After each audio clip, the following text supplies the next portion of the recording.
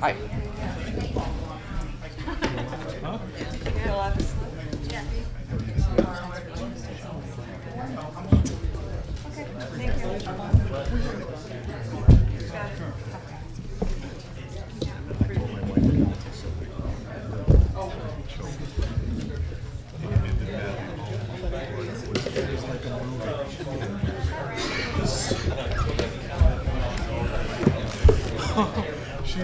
She laughed out loud too. Matt Collins. Gonna wake the kids up. That was cool.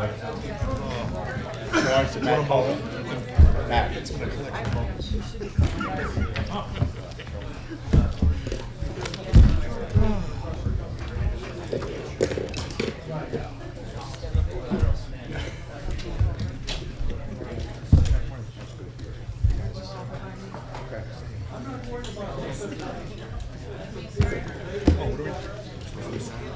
Well, we're going to have a pledge of moment of silence.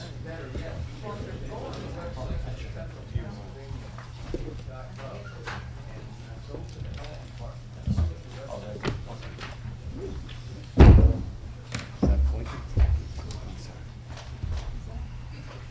See on? No. Okay. We're going to begin the public hearing with the pledge of allegiance, followed by a moment of silence.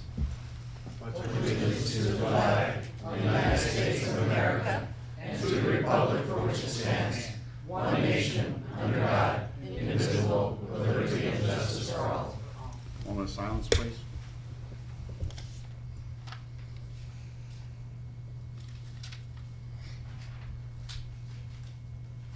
Roll call, please. Mr. Griffith? Here. Mr. Haas? Here. Ms. Howe? Here. Ms. McDermott? Here. Mr. McGinley? Present. Mr. Perry? Here. Ms. Radel? Here. Ms. Sedman? Here. Mr. Schnee? Present. Mr. Urban? Here. Mr. Vo? We have 10 present. Again, present. Thank you.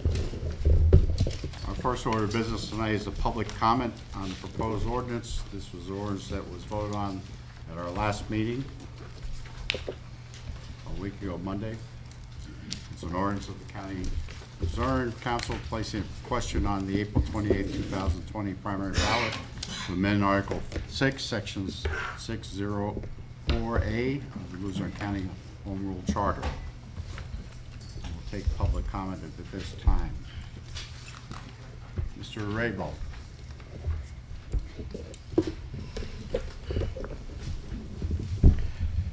Good evening. As far as this proposed ordinance tonight, or not tonight, but, to be introduced, I would like to, cite something that was said in an editorial that said that because it was about Hazleton in regards to how they had a calamitous situation with respect to having a dispute about their solicitor.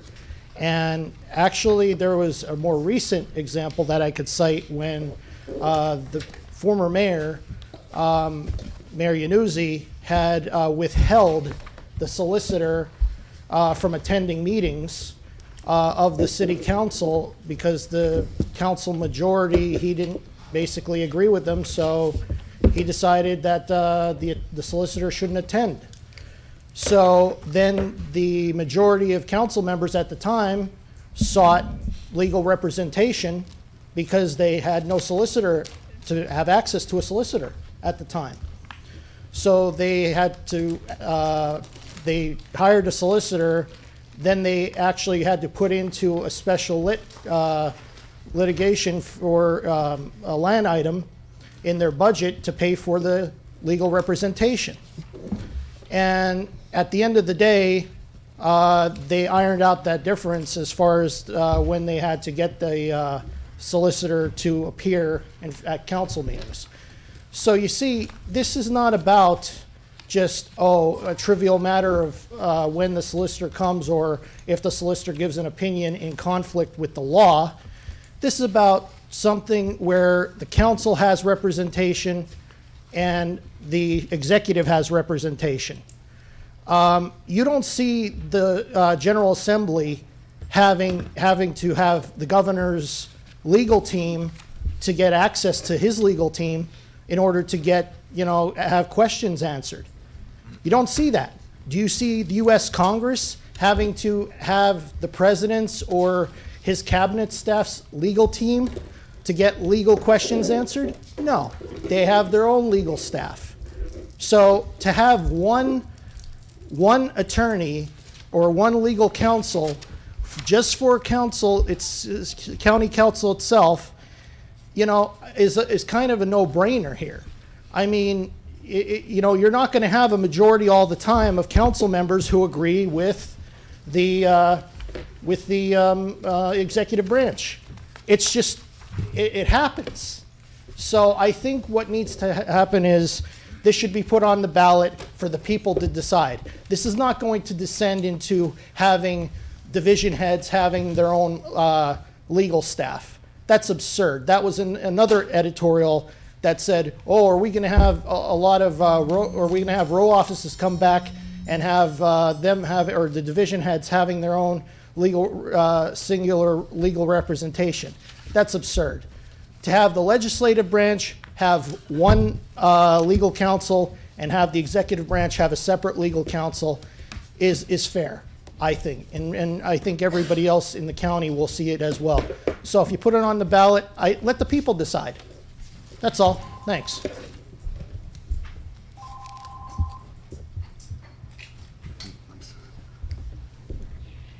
Mr. Bowe, I think is on. Hello. Mr. Okay. Mr. Bowe is now with us. Ronald Kripp, is that right? Ronald Knapp. K-N? K-N-A-P-P. Thank you. I'm here to voice my concerns about the Home Rule Charter and the need for a solicitor for Luzerne County Council to be sure bias isn't in question. From my past experiences in life, when I had the unfortunate experience of divorce, both my wife and I had representation by attorneys, so both sides weren't taken advantage of. When child support was requested, both parties' attorneys supplied resources and wages to a referee so he or she could determine what was appropriate for the children. Another example would be the sale of real estate. Both the seller and the purchaser are represented by an attorney to make sure the transaction is accomplished without error and fair to both parties involved. When Home Rule Charter was drafted, there was a chance there could be errors because human error or humans aren't perfect, as you just could see. An example would be the designers of or the architects of Microsoft operating systems. When a new version is unveiled, it isn't without errors and patches are created to iron out the kinks. If the software in the software business, the first to review new releases are specialists in the business in a beta version. Once the specialists have tried and tested the software, if there are issues, they then report it to the architects so they can create a patch to resolve the glitches. Once tried and tested, then is when the operating system is unveiled to the general public. When the Home Rule Charter was voted in and enacted, it wasn't tested until put into practice. There wasn't the opportunity of a beta version to see if there were glitches to be addressed. In the question of fairness and representation, it is worth letting the voters decide for themselves, and it should be placed on the ballot. Thank you. Thank you. Mr. Ola?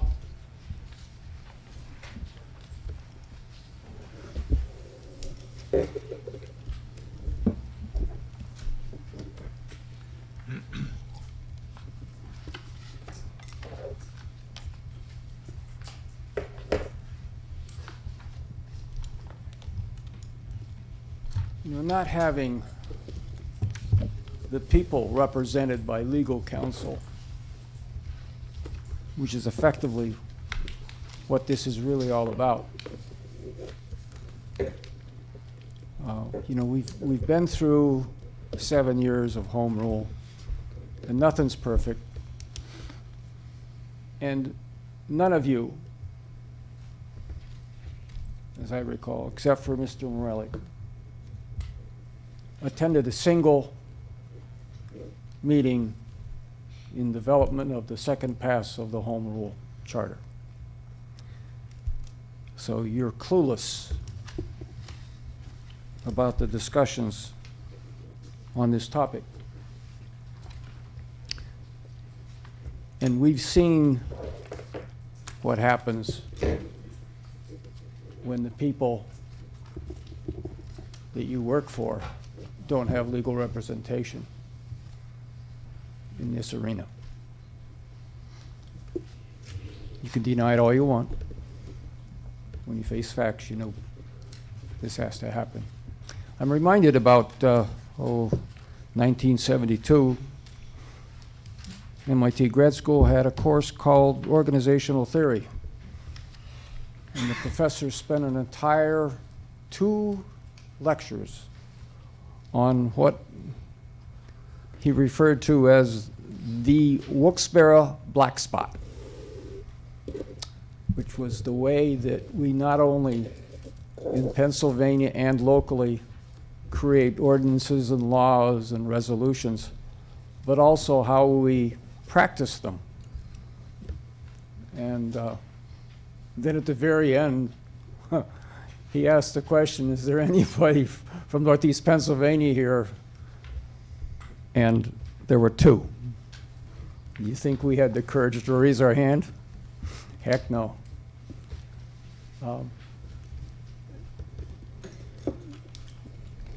If we follow the book, or if we follow any kind of normative practice, we've learned that the charter, if it were ever followed,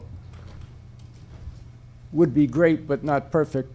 And this is one example that we've been talking about now for 7 years. It has to get fixed. So I hope folks for once do the right thing. Thank you. Mr. Manta?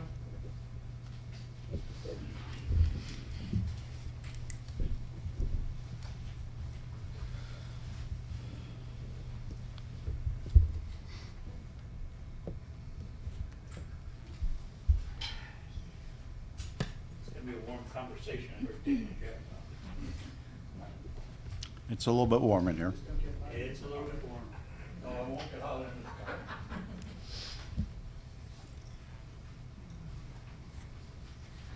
Good evening.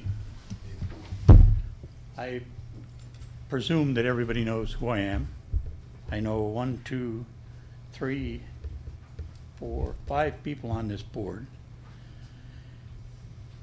And everyone knows what's going to come out of my mouth before it comes out. We're fighting this rainwater fee. Mr. Manta, this is on the ordinance that's proposed by Mr. Griffith and not on. Oh, okay, excuse me. So. All right, it's included in there. All right, we are fighting with Mr. Griffith on this ordinance that is proposed, all right? This ordinance is proposed with this MS4. No, Mr. Manta, this is in the ordinance that Mr. Griffith has proposed to change the charter to allow for a solicitor for Luzerne County Council. It has nothing to do with the stormwater fee. Well, isn't this the? In the work session, that will be discussed in the work session Today? today. Oh, okay, I'm sorry, then No problem?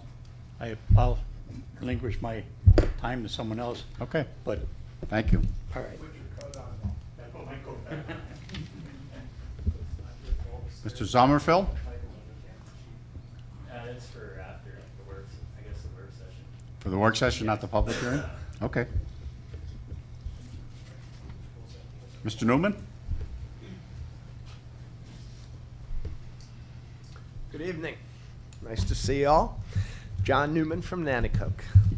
I'm I'm going to start out with an old cliche I think is very applicable. If it ain't broke, don't fix it. And right now, the charter is not broke. It's been good for the last 7 years.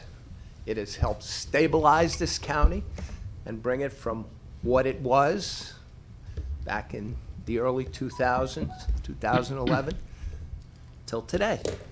Great strides. Why do we want to mess with it? As a comparison, in 1788, this country ratified the Constitution and put it in effect on March 4th, 1789. They did nothing with it for 6 years. They ran this country with the original document. In 1795, some minor problems arose between the states. Philosophical differences. Happens everywhere. And some things were getting a little nitty. So they passed the 11th Amendment, which said residents of one state cannot sue another state. Solved the problem. They moved on. The 12th Amendment in 1804, 4 years later. Big problem with how a vice president was elected. Previously, whoever was the losing presidential candidate became the vice president, and the political differences were tremendous. So they said, president and vice president will run as a team. It worked effectively. It's in place today. Now, the Constitution was not changed for another 60-some years when a major issue became prevalent, and that was in 1865, 1868, 1870, when the 13th, 14th, and 15th Amendments were passed involving slavery. So, the point I'm trying to make is, your issue is minor. You have representation. The original charter, Vito DeLuca was the solicitor for County Manager Lawton. Vito stepped down. Dave Pedrick became the solicitor. What problems were there? Harry, Linda, Tim, Steve Urban, you're on the original councils. There were no problems. I mean, what are the problems that want you to go to a ballot system for the people to vote on? I'm not against that. What I'm saying is, it's not necessary. So, I'll sum up the way I started with a small caveat. If it ain't broke, don't fix it. But if you want to mess with it, how about changing the charter to reduce the council from 11 to 7? I thank you. Thank you. Mr. Cross?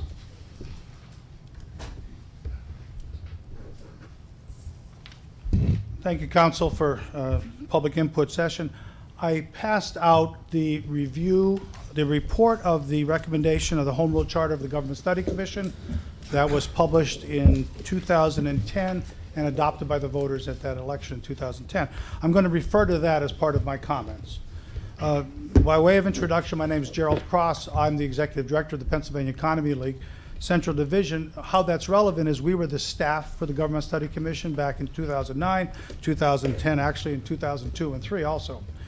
I want to give some context for the review of the amendment proposed for the modification of the law office and representation. The original office of the creation of the office of law was the subject of many meetings when we were developing, when the commission was developing the structure of the government under department representation. The idea was that the old system, and it'll be in the report, the old system allowed for each elected officer to have a solicitorship, including some departments. And the amendment that I understand that the council ordinance amendment allows a return to elected officers having their own separate solicitors. In the report I gave out on page 12, there is, the commission itself reported to the citizens on problems and the way the charter would solve those problems.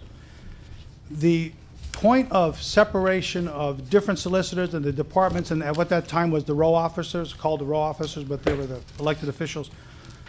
Deficit reduction was difficult, and uniform adoption of policies was difficult from a unified commissioner body, because that would trigger intra-wall or intramural litigation between all these solicitors. You have solicitors, you're going to have legal battles.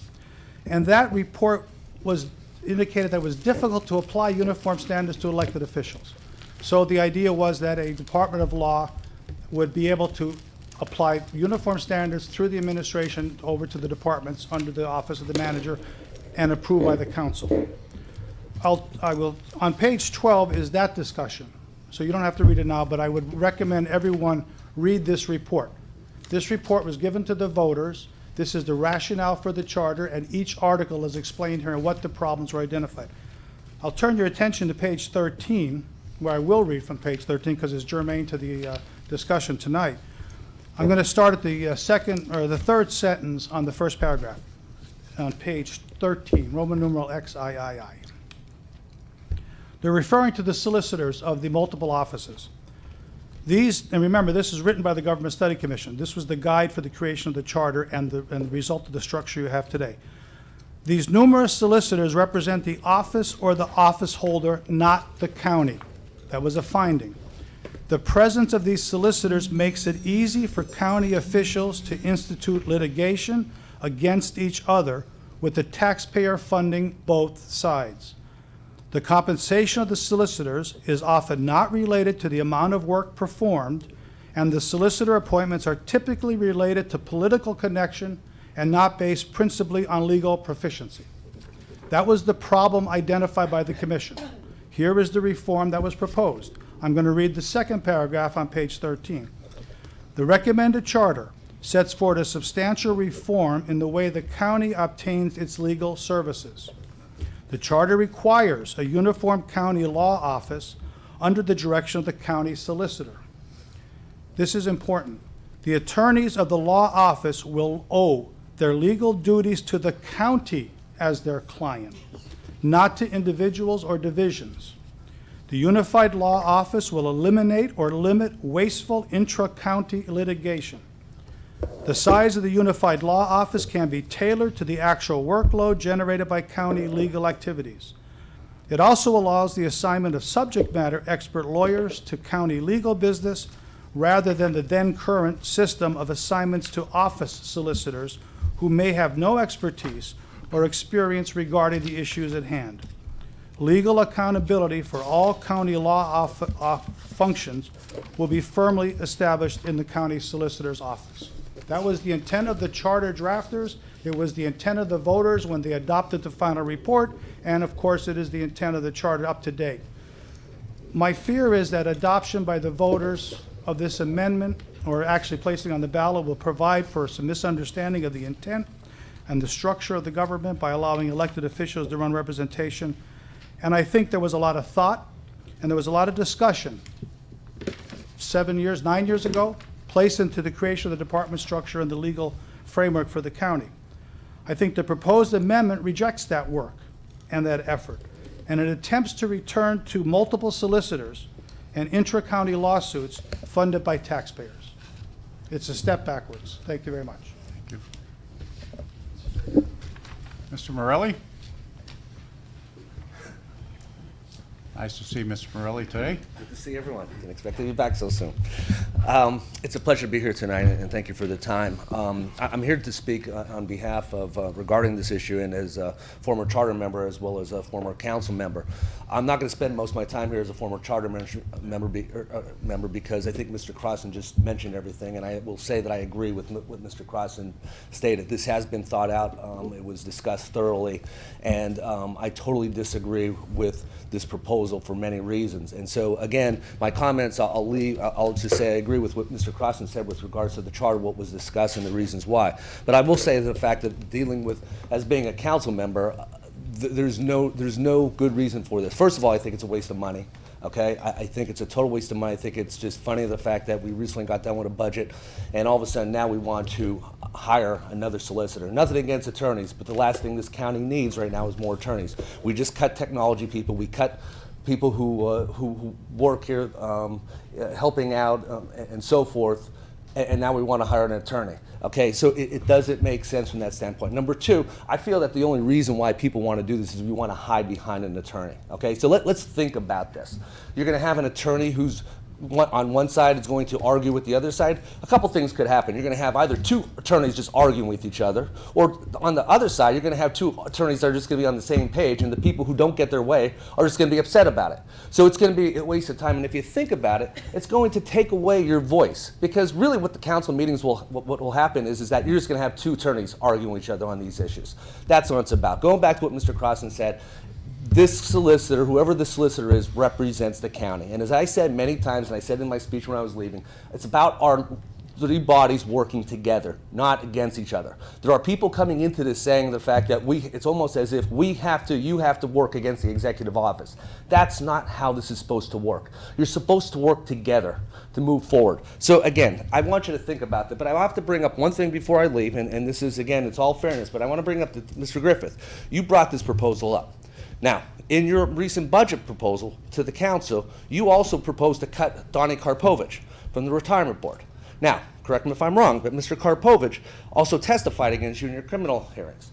So, the fact is, also to the fact, since you've been here 1 week, you also went against the DA's office. Charter doesn't give him the power You went against the DA's office. Charter doesn't give him the All power right, to be there. excuse me. Just making a point here, Is he gonna Mr. make a Griffith, of personal how attack you here, want Mr. to McGinley? hire. We're not going to allow a personal attack. Is he going to make a It's personal not a attack? personal. not gonna This allow isn't a personal personal. attack. It is a It's not personal personal. attack. Did you not? You proposed to cut an attorney, and I'm finding it funny that you want to hire another attorney here. So the fact is that, as mentioned, there was just articles here talking about nepotism. The same thing with you know what nepotism is also? Vindictiveness. Okay, vendettas.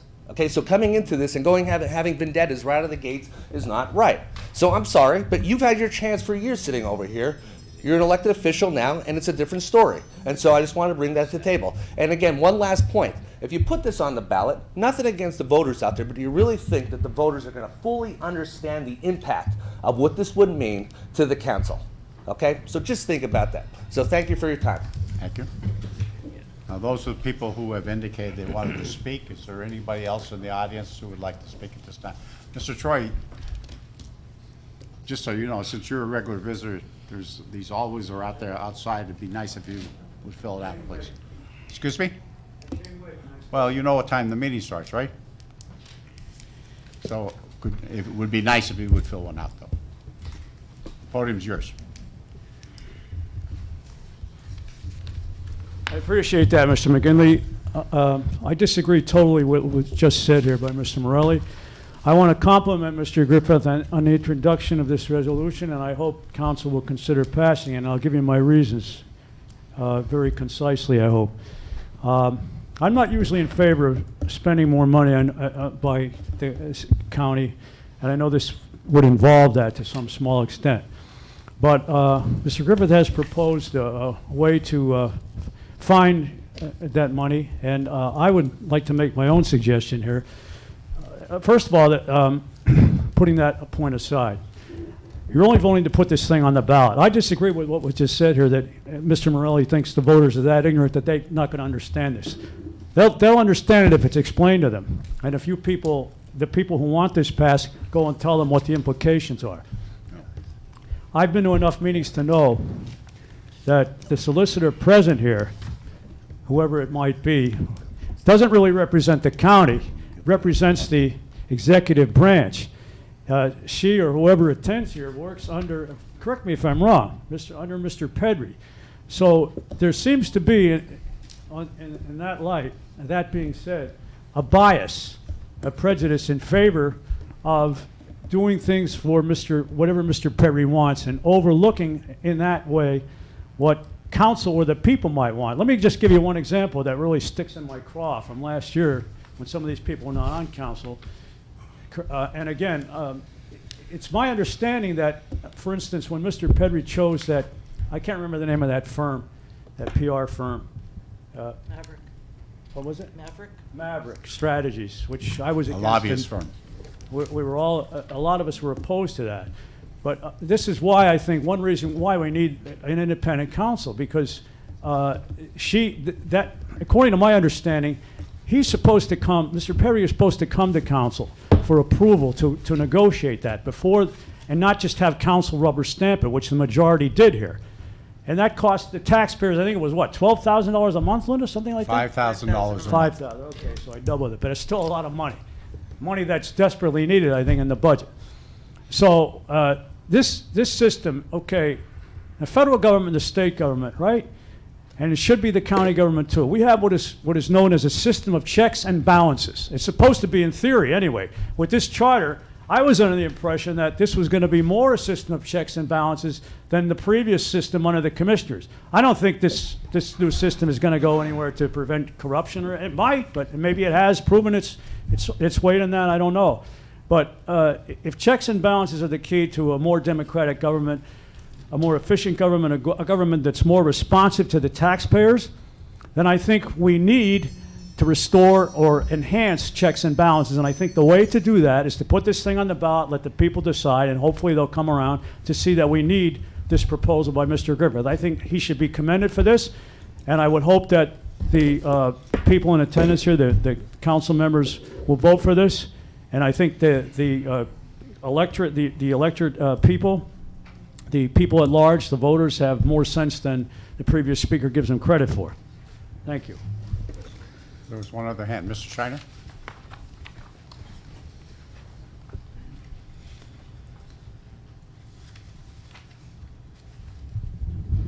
I didn't check this on the form because I didn't intend to speak.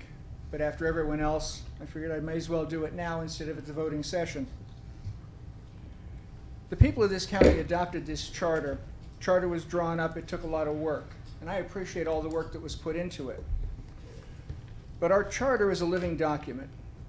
It needs to grow and change as time goes on. The people that drafted the charter had to do it all within a short period of time and cover as many bases as possible. And I think they did a good job. And I think the concept of the Office of Law was a very good one, in theory. But it does not work in practice.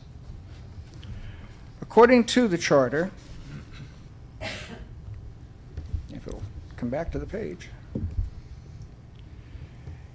it states that the county solicitor shall be a full-time employee and serve at the pleasure of the county manager and be responsible directly to the county manager. How can that solicitor and the office that that person represents do the same thing for county council? It's not possible. This council puts a lot of weight in the opinion of the solicitors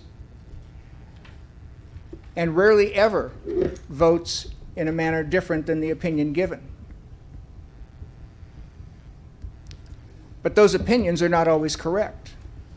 In reference to the Maverick Strategies contract, when Ms. Hauk raised the issue of it being against the charter for several reasons, the solicitor said, well, we've done it this way many times, what's one more?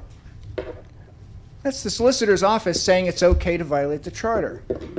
At the meeting the other week, the solicitor, again a different one, because council never has the same solicitor. Other departments, other commissions and boards, they have an assigned solicitor. Council's solicitor changes all the time.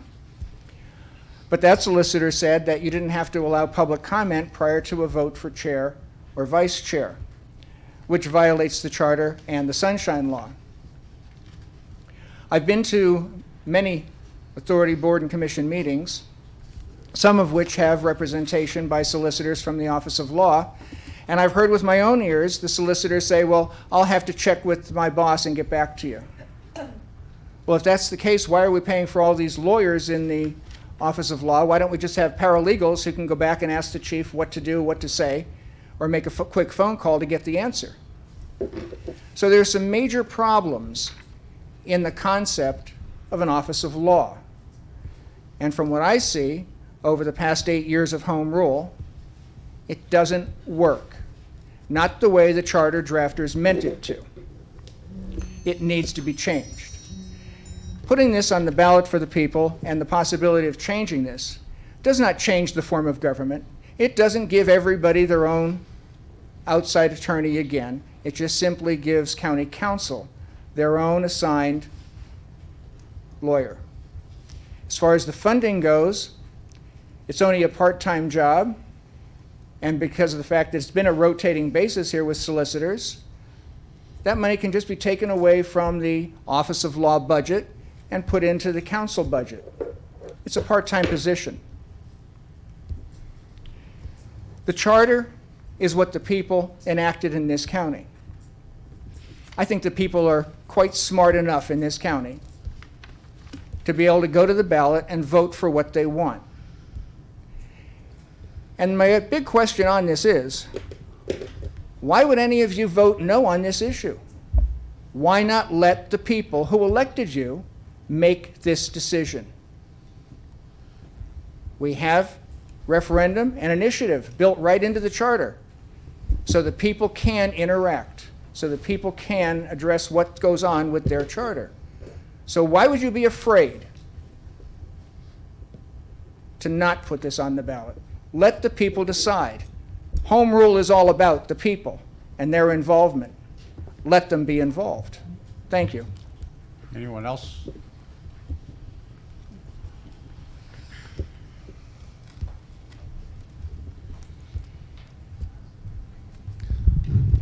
Good evening, Jason Carr, Saylorsburg, Pennsylvania. The issue seems to be, I'm not that smart of a person. I'm not that much of an eloquent speaker. As you can tell, I've been here for a while, speaking a couple times. I'm not that smart. I'm just a janitor. But listening to everyone talk today, it seems to be a very simple decision to be made tonight to allow the people of Luzerne County to make the decision to have this implemented. And I asked six people on council tonight to do that. Money doesn't seem to be an issue. I know, or I believe I read that the district attorney just bought a new car with some leftover money in the budget at the end of the year. $37,000 was no problem. I believe yourself, Mr. McGinley, are being sued by the people of That's Luzerne County? People? That's incorrect. You're being sued by Brian Shiner That's one person. for violations of the charter. And it seems as though it That would will make fall sense to through have, this, and you're not even being represented by a solicitor of the county. So you have outside counsel, is that correct? I have my own counsel, You have your own counsel. Being paid for by who? by myself. My counsel is being paid by myself. And Luzerne County pays nothing. I The have taxpayers no- are paying nothing? The issue is the public hearing, please. That's what I'm at. That's why I think maybe council needs their own representation. I've been here for about 9 months, listening, watching, observing, and I see that Romilda is afraid to make decisions contrary to what Mr. Pedri wants. Okay, just talk about the ordinance, please. That's what I'm talking about. No. That's why you need, You're getting into personal situations. that's why you That's not need part of this separate ordinance. counsel. It's very simple. Let the people decide. Mr. Schnee, I couldn't understand what you said. Mr. Carr, please talk about the Stick to the ordinance. subject. What are we talking about? Stick to the subject. Don't bring names in, stick to the subject. Your chief solicitor makes decisions based upon what Mr. Pedri wishes, not what may be in the best interest of council and the electorate. So please, 6 of you tonight, please let us make the decision. What's wrong, Mr. Schnee? Mr. Carr, are you done? Yeah, and lastly, I would just like to say everyone should get used to Mr. Griffith being here, because he's going to be here for the next 4 years. Mr. Griffith is So an if you want to elected member of council, continuously and he will talk be here. about that years ago he was brought up under litigation, please do so. Please, thank you. Anyone else? Mr. Manta? Listening to the, Come up to the podium, please, so people can hear. Thank you. oh, they'll hear me. I don't even need the microphone. Listening to what's been going on tonight, I want people to sit back in their chair and read the first sentence of the Constitution. What does it say? Anybody tell me? What is it? I didn't hear that. We the people. We the people have to rule, not we the individual. So we the people have to rule on this, and I think Mr. Griffin, I won't mention names, the guy in the brown jacket, has a point. Listening to what's been going on and listening to what's been said by Mr. Ross over there. People in Luzerne County are not as dumb as they think. That's why we're fighting for a cause, and I will get into it later, because of some people like that that think that people are led down the path with no answers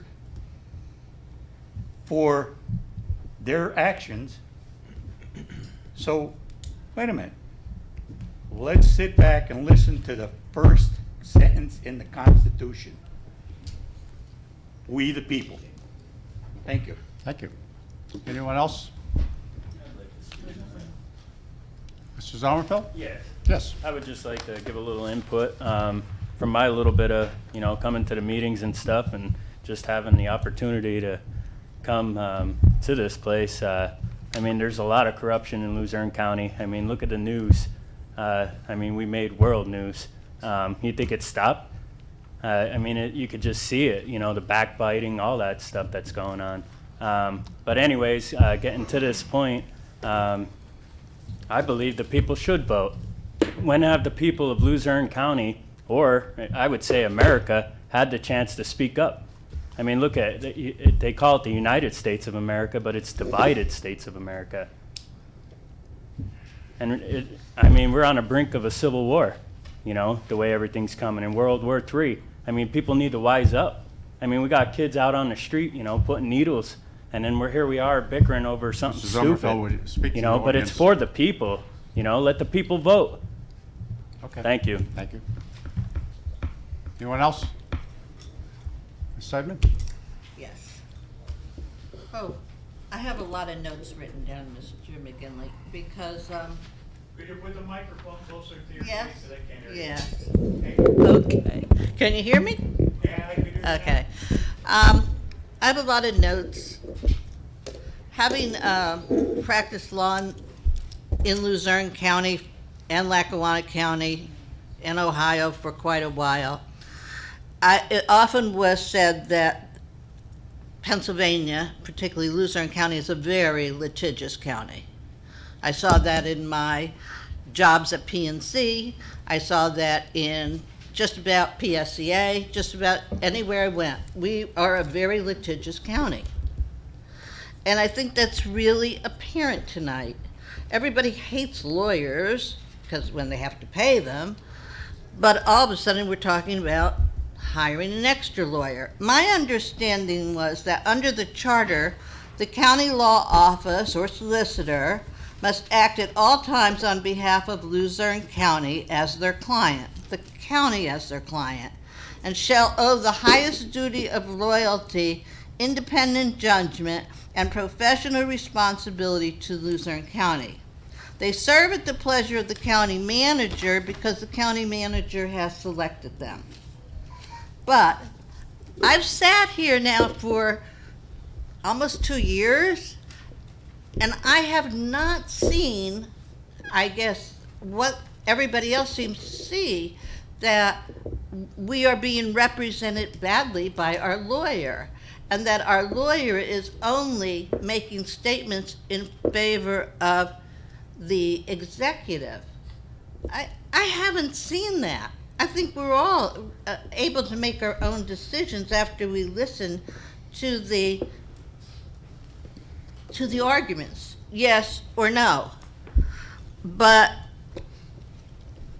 the other thing is, I know that, and I don't know who brought it up, maybe it was Mr. Morelli, but we have gone through this budget that Mr. Griffith showed us, the things he wanted to cut, but then all of a sudden we're adding on a lawyer. I don't understand that. We're trying to reduce the budget, not explode the budget. And once you have a lawyer, you're going to have more costs associated. I just have felt really that every board I've sat on, not county council, but most boards that I sit on have a solicitor. The solicitor represents the board of directors, not the executive director, but the board of directors. And I guess I just, in the last couple of years, have not seen this need that everybody is talking about. I don't have any problem with the people voting for an issue. We have to go on April 28th and vote for president, lots of other things. If this is on, fine. I just don't see the need for it. And if someone could explain that to me, I would really appreciate it. And the other thing I don't understand, and I guess this is something you're referring to, Mr. Carr, is your plea that 6 people on council vote for you, which I have a feeling might refer to Republicans? Well, let's not get into that part. Okay. I just never heard things being this divided up and people attacking each other. Isn't 6 a majority? 6 is a majority. That's what I'm asking, not Republican or Democrat. Okay. There's no issue here then, Mr. Carr. Anyway, that's just my Anyone thoughts. else? On the question, Yes, sir. I think the real thing here tonight, then, it's actually a shame what's going on here. First of all, Solicitor Crocobal is being called on the table. I've worked with Romilda for over 4 years here.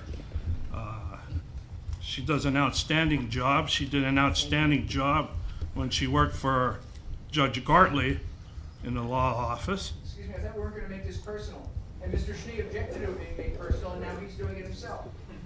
Let's get away from the names. Mr. Shiner? All Please right. keep your comments, okay? Thank you. The office of Please keep your law comments, is being, Please. the office of law is being assaulted here tonight.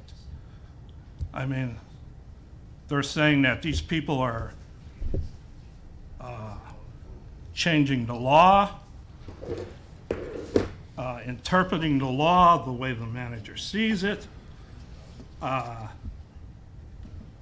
These individuals that have served as solicitor at this table, I have the utmost respect for. I mean, you asked anybody in the courthouse, they have earned the right to where they're sitting and to be respected for the love of law that they show. I mean, for years they've gone to school.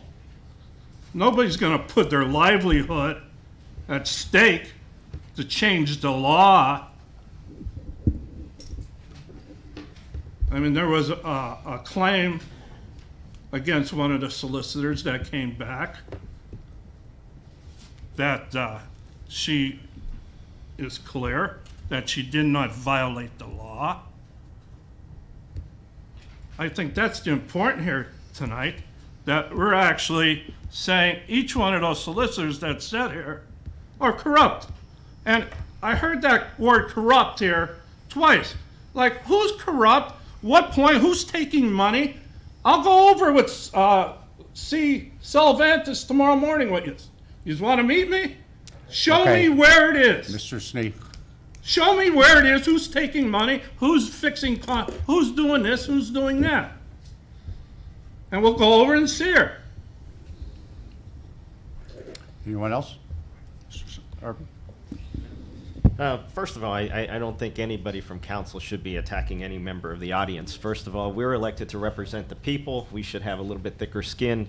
We are going to take criticism and heat from the public because that's why we're here. So I don't think anybody should be calling anybody names out in the audience and making fun of the good residents of Luzerne County. With that being said, home rule is pretty much a democracy. It was voted in by the majority of the public in Luzerne County. I don't think anybody's trying to hide behind attorneys. I think part of the democracy or democratic process is to put it up for a vote, let the people decide like they decided on home rule. It's a single change, it's a single question. I think having to make the public go out and work for it would be a travesty because, let them decide, let the people decide just as they decided on home rule. This isn't trying to work against the executive office either. We try to keep them honest and keep them legitimate and above board. Maybe if we fail to have a process in place, then when we have a contentious issue, and I know when I sat on council the first time, and the chief solicitor who is currently serving, I had reservations about the individual because of the background, her resume, the experience that she possessed. She didn't really have a lot of municipal law under her belt at that point in time. So I question that because you're looking at law. I mean, Luzerne County is in all reality a municipality. We follow under municipal law for the most part, not family matters. There's different areas of concentration that attorneys have behind their education. So this isn't really trying to attack the executive board, and it's not about vendettas. It's about really processes and procedures. When your paycheck comes from one entity, it looks like it creates the appearance of bias because you are being hired by a manager. Your paycheck comes from that manager. Who are you going to really show your allegiance to behind the scenes? That's where the public is very skeptical. You're going to obviously protect your boss, where your check's coming from. So that's at least the appearance that is created in the public. So I don't think it's about vendettas. Maybe we don't have good, proper procedures because if there is a legal issue, where does council turn? You have one solicitor that may sit at our table, but how do we litigate something besides bringing it to this body? And who's going to be assigned that case at that point in time? And so I think, a lot of, law is all about interpretation. It's about interpretation, one side or another.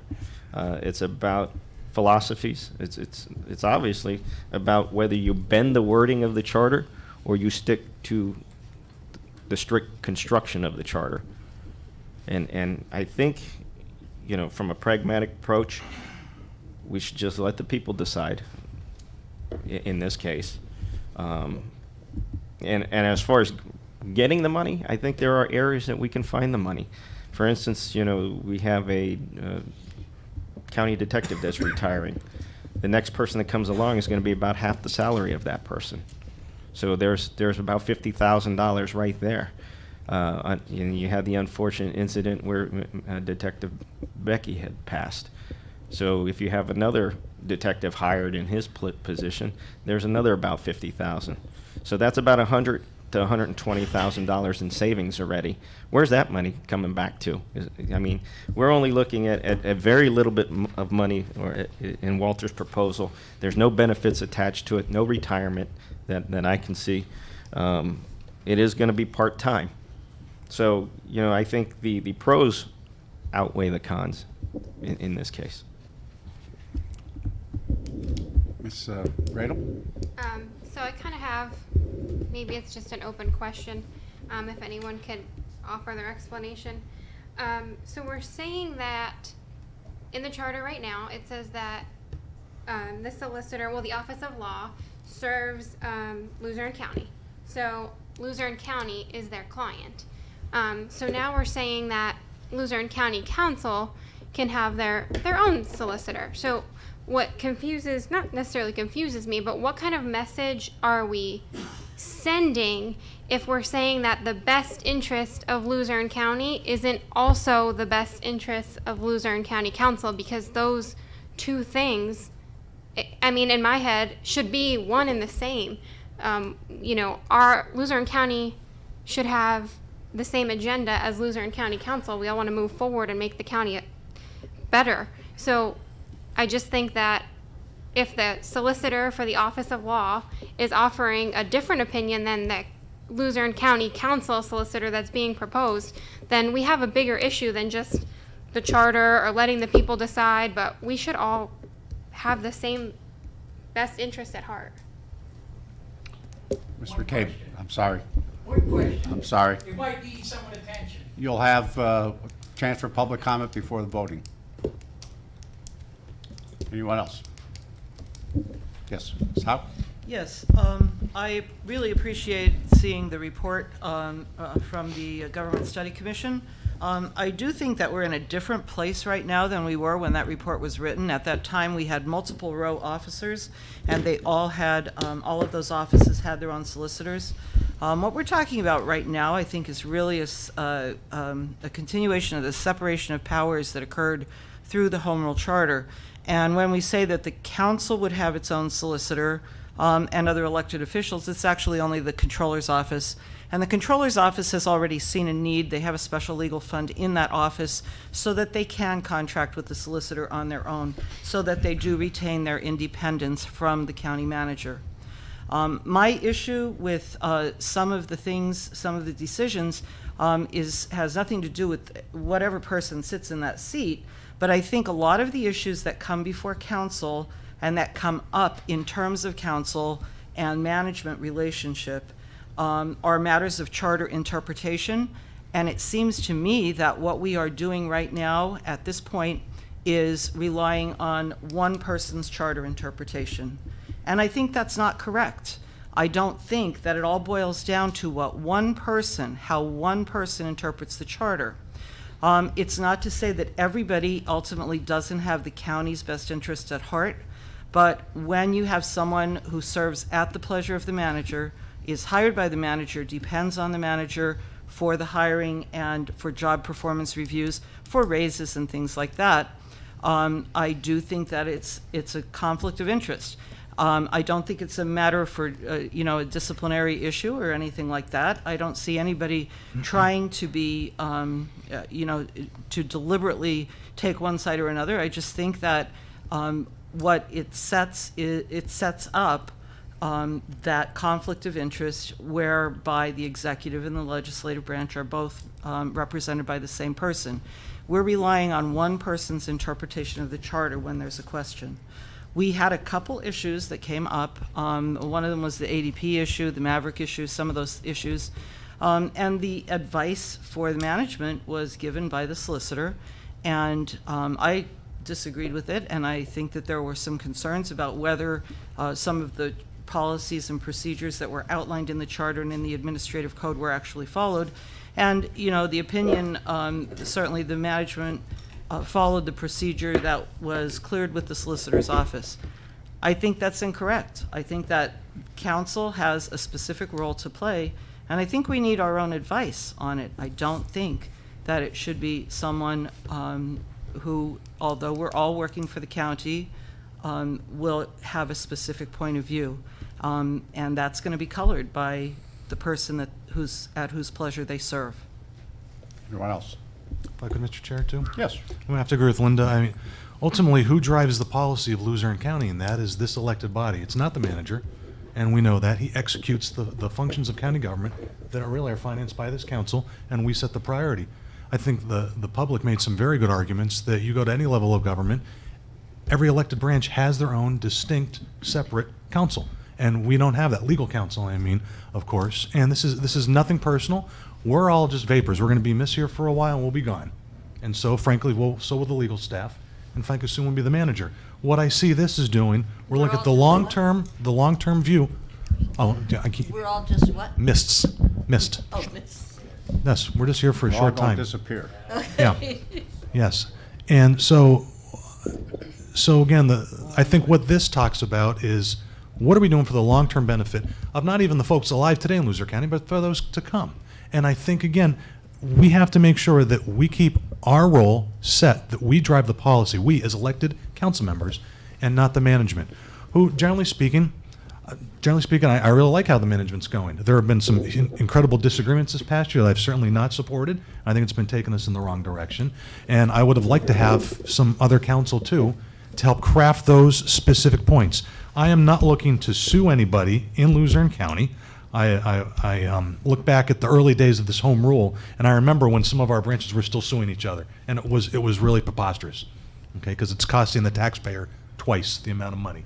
And I think the folks just want us to get along, but they want us to do their will as elected officials. And I will be supporting this resolution because to put this on the ballot, because I think we need distinct counsel. Anyone else? Mr. McGinley? Yes. I don't want to, I thought this was a public hearing. I didn't think council was going to get a chance to weigh in. Well, I think But- we're part, I hope we're Okay. part of the public. But you know, my concerns for the drafter is not that I thought Ramilda or the Office of Law is giving, is a problem. I think it just causes a problem for them to have a conflict. It makes them decide. There's a part in the scripture that says, how could you serve two masters? You'll either love one, hate the other, or hate one and love the other. I think that applies here in a sense that, you know, it puts the solicitors in a bad position when they have to decide whether they're going to represent the executive side or the legislative side of the government. With regard to, and the charter is clear that we're not supposed to have any other solicitors. According to what Mr. Cross read, the Office of Law represents the County of Luzerne. That means we have no other solicitors in the county except through the Office of Law. The charter says that they hire the solicitors of this county. They have to work for the county. Yet, in area of aging, we have independent solicitors getting paid by contract. Area aging, we have independent solicitors getting paid by contract. We have retirement board who gets paid by contract. This isn't vindictive.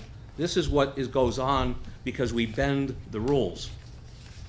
The problem is the retirement board has no right to a separate solicitor. That is a separate board. Has not any more than any other board in this county has the right to a separate solicitor. But they have one. Why? The charter says they're not allowed to have one. But council can have their own solicitor. Why? We are in need of a solicitor for independent decisions, but we can't get one.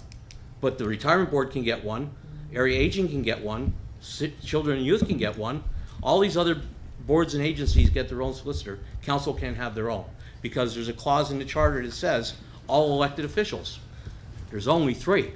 It's not like row offices before. And when I campaigned against this charter, that was one of the reasons why I campaigned against the charter, was because when I was on a study commission, I thought when this was sold to us, not sold to us, but when we agreed to the charter, the issue that Mr. Cross and the commission decided on was they represented the county of Luzerne, the people of Luzerne.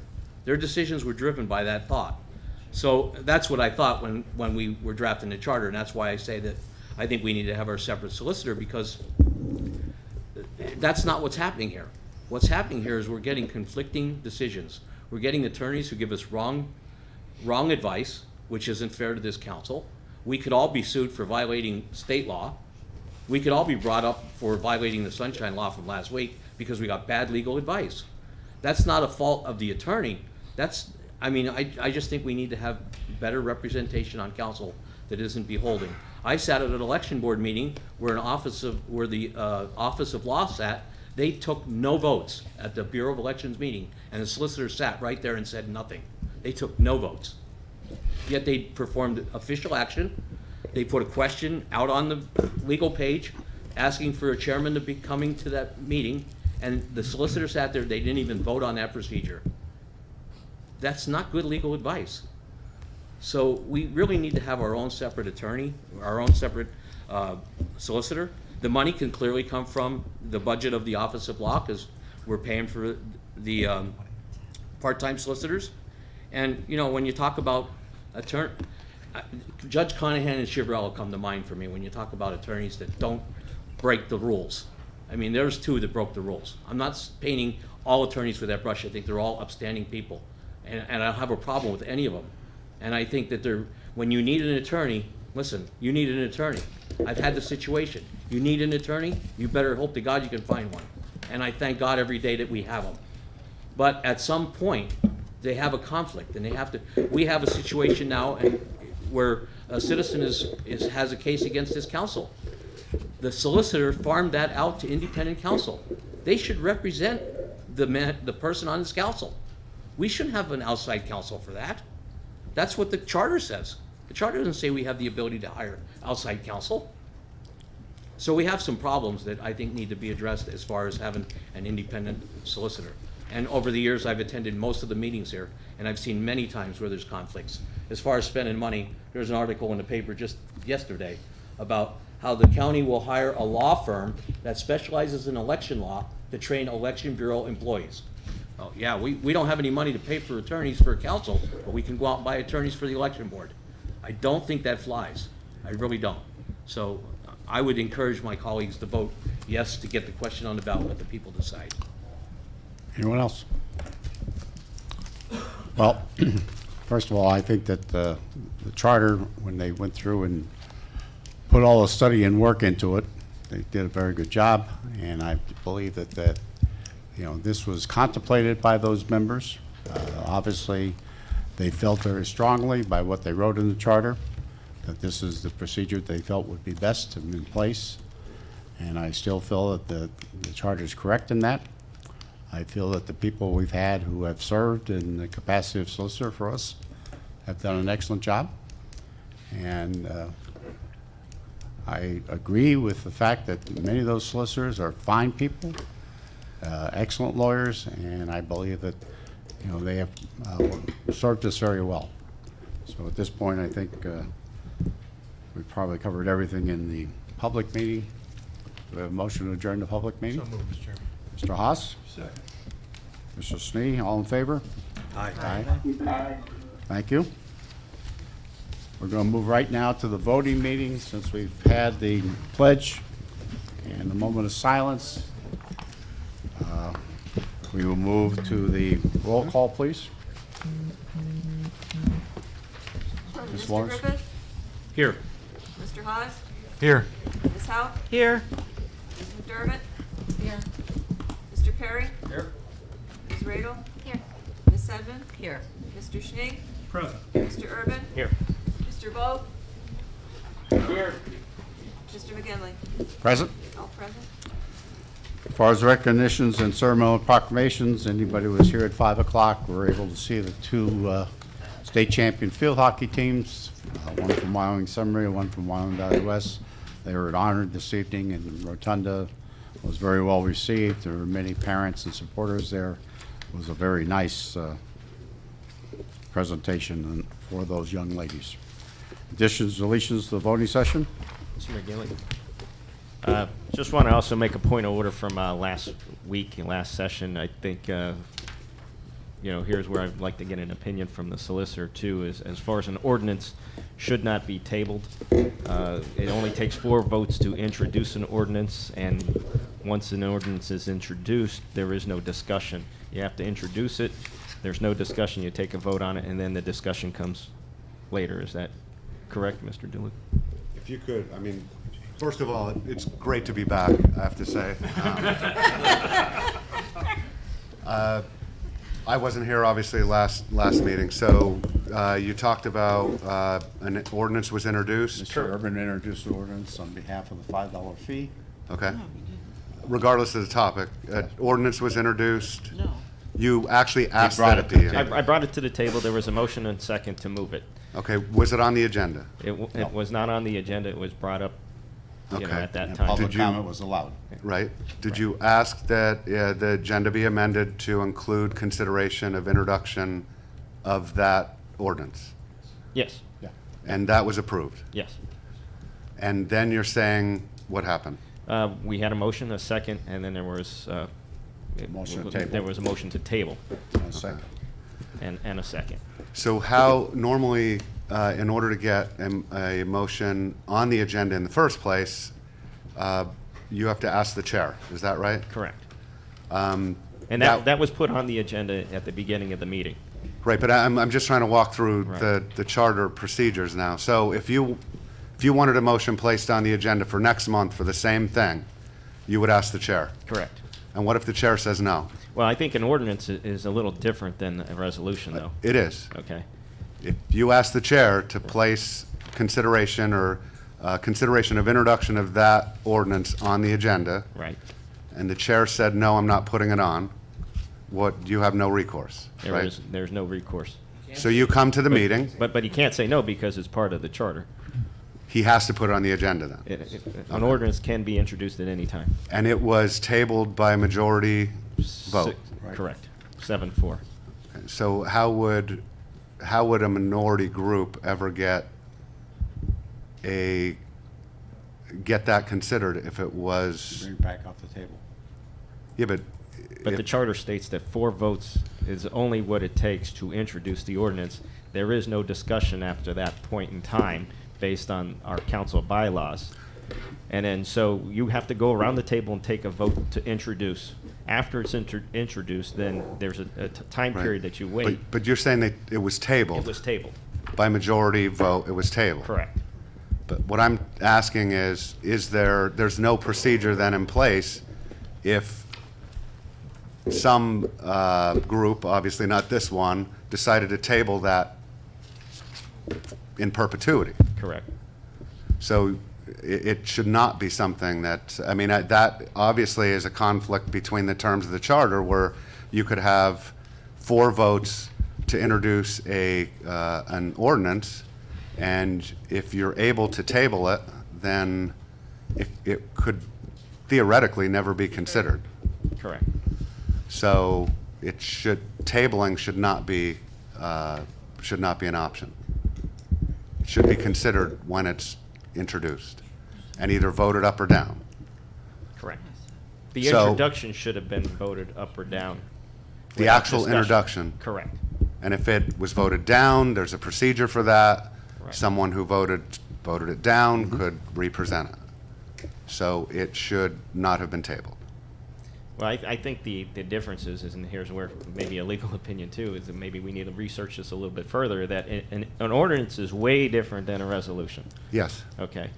Where an ordinance can be revived, I think, at any time, on a specific topic versus a resolution.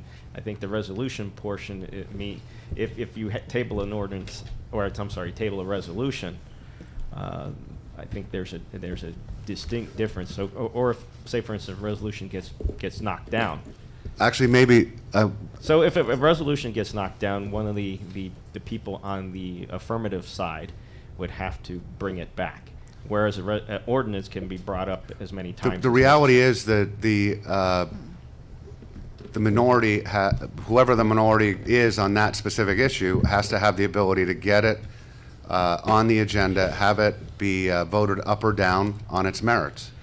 And if tabling of that is permitted, then theoretically, you could have a minority who is never able to present their ordinance for public consideration. And that certainly could not have ever been intended. That's something that sort of goes against a typical Robert's Rules scenario, because you have, our government was designed to, in addition to separation of powers and checks and balances, was designed to give the minority a voice as well. And you have to, if you're a member of the minority on that particular issue, you have to be able to present it. You have to be able to have the opportunity to have the public speak on it. And you have to have the opportunity to be able to have the public convince maybe those members of the majority who initially did not agree with that ordinance to agree with it. So it should not have been tabled. It was tabled by 7-4 or? 7-4. Vito, what's the remedy there? I mean, is it? Come up closer to the mic, we can't hear you. Oh, I'm sorry. What's the remedy? Well, to be honest with you, I mean, this isn't, obviously, it's not something that Robert's Rules contemplates. It's probably idiosyncrasy in our form of government, where we're looking to make sure that provision itself is evidence to me that the charter in that regard was designed to give the minority a voice and an opportunity to present their ordinance to the public, and maybe convince members of the majority to go along with it. The remedy would be to, when it is on the agenda, to be considered, that it be voted on, and if it gets the 4 votes, then follow through the process. But if you think about it, it would be an absurd result to have a majority, let's say seven council members, be able to, in every case, prevent a specific ordinance from being placed on the agenda when the charter provides that it only takes 4 to introduce an ordinance. So because that produces an absurd result, you can't, I don't see it any other way, that there would be, I don't think there's any other resolution to that than making sure that when an item is on the agenda for consideration of introduction of an ordinance, that a vote be taken. And you know, that's not to say that that those board members, let's say members of the majority, could ask the mover of that of the motion to place the introduction on the agenda, that those members couldn't say, hey, listen, I need a little bit more time to take a look at this. Could you place this on next agenda, or could you withdraw your motion to have it considered? But if the member insists, I don't see any way that it would be consistent with what I see as the purpose or the charter language that would permit it. So. Okay. I mean, and I just want to say too, it says section 211, you know, B, it says except as otherwise, or except as may otherwise be provided for in this charter or applicable law, if upon introduction the proposed ordinance is duly seconded and receives the affirmative vote of at least 4 members of county council, it shall be advertised by the office of clerk of council in summary form as shall be provided for in the administrative code and posted for public inspection at the office of clerk of county council and on the county website and or electronic medium during the time it remains under consideration by county council. If the proposed ordinance fails to receive 4 affirmative votes, it shall be given no further consideration but may be reintroduced at a subsequent meeting. Proposed ordinances dealing with the annual budgets, long-range operational, fiscal and capital plan, administrative code, accountability, conduct and ethics code, personnel code, and any other matter the county manager is required by this charter to submit to the county council in the form of a proposed ordinance shall be considered automatically introduced and shall not require 4 affirmative votes. So that's the provision where the manager can submit an ordinance. And then proposed ordinances resulting from the agenda initiative and initiative process are provided for in Article 10 of this charter. Temporary ordinances and emergency ordinances shall be also be considered automatically introduced and shall not require 4 affirmative votes. So, you know, I think it was, in my opinion, illegally tabled. Well, you throw that around. Inadvertently. Perhaps, you know, it may be out of, like I said, not having a clear legal understanding of the charter. Well, that's a whole separate thing. What I mean, I know why the purpose of this, and also, like I said, the rules of council also state that there is no discussion once an ordinance is introduced on the table. We can't hear you. I said once an ordinance is introduced on the table, you know, duly seconded, there is no discussion. It has to go around the table, and once you get the 4 votes, you discuss it later on in time. Right. I'm just going to say, one of the things, I mean, I'm going to be apparently sitting here for a little while, and, you know, I'm not a robot, and I'm not, I'm as human, obviously, as all of you, and one of the things that I'm going to try to do is to make sure, to the greatest extent possible, I'm prepared before I sit down for some of these issues that are going to come up that are that are unique. And, you know, we're the referees here a lot of times for everything that occurs here. And if we have not been sort of primed on an issue that's going to come up, that could end up being a problem. And you know, the ordinance to add solicitors and all that, I think might be a manifestation of maybe the need for additional communication. And you know, I want nothing more than to be able to debate if you have an issue that you want to bring up, and it's an issue that we haven't had discussions about, and it's somewhat unique. I'm going to ask you and ask everyone here to at least give me the opportunity to kind of look into it, to be prepared. We could agree to disagree on certain things, but if I can't convince you that I'm right, you may convince me that I'm not. So if you know, that was a situation where if maybe we had had a discussion before that meeting, I would have seen your point of view, and we would, as we are now, we would have been in agreement. And that's really the way that I would like to do business for as long as I'm sitting in this chair.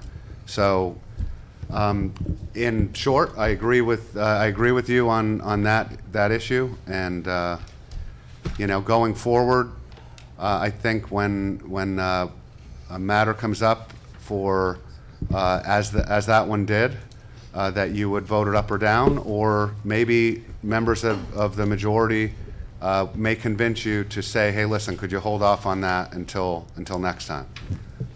But let me just ask this a question, which may get to the reason of the ordinance. Because if there is maybe something that you're not sure on, that you want to check on, that does not mean there's necessarily conflict. That does not necessarily mean there's a disciplinary action. That does not necessarily mean that you're giving, the lawyer is giving bad advice, or there's a advice difference. That's what I'm thinking. You're right on the money, Vito, in the fact that sometimes it's just communication.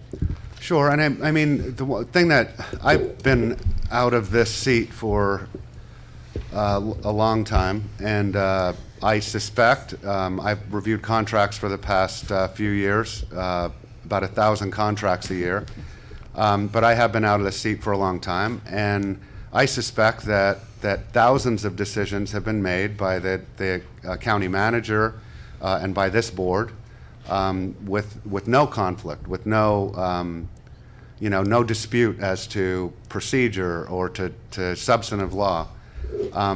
There are those circumstances, though, and Romilda and I and our team has struggled with a lot of the potential conflicts that could arise when you have when you're representing two different branches of government. We have in every case we assemble our team and we look at it and we make the decision that we believe is in the best interest of the unified government, because this is a unified government. It's one government. It's not multiple branches. It's not multiple governments. It's one government. And I mean, I know back to the point when I was interim solicitor when the first county manager was here, I had very heated discussions with him. There was a decision that was council wanted to impose a position budget. I do not believe that that's consistent with the charter. I don't believe it's consistent with the separation of powers. And he was okay with it. And I told him, your responsibility is not to you as you sit in the seat, but your responsibility is to that position in perpetuity. And so he ended up, he conceded. And but you know, our position, we are licensed attorneys. We are responsible to the rules of professional conduct. And as soon as we identify situations where there is a true legal conflict, not a conflict of someone disagreeing with your opinion, because we are in the job of disagreeing with other people's opinions. But a situation where you truly, under the law and under the rules of professional responsibility, have to serve two masters. In those cases, we have done the right thing, and we have sought outside counsel in those circumstances. So, Thank you. Mr. Chair, could I propose that the remedy to whatever happened last week, for whatever reason, would be that we could add the introduction of the ordinance that Mr. Urban wanted to introduce last week to tonight's agenda, so that we could have a vote? We don't have that in front of us. What Ms. Hauk said was the fact that the ordinance that Mr. Urban had introduced last week, could we add that tonight? We don't have it in front of us tonight. I don't think there's a time frame that would preclude us from having 2 weeks from this evening, right? Because I think the time frame you were looking at was the end of this year. As far as to end the fee, correct. It Yeah. was December 31st. Yeah, so I think we could certainly place it on the agenda, have the information out there, have the information to everybody, so our communication would be a little bit better.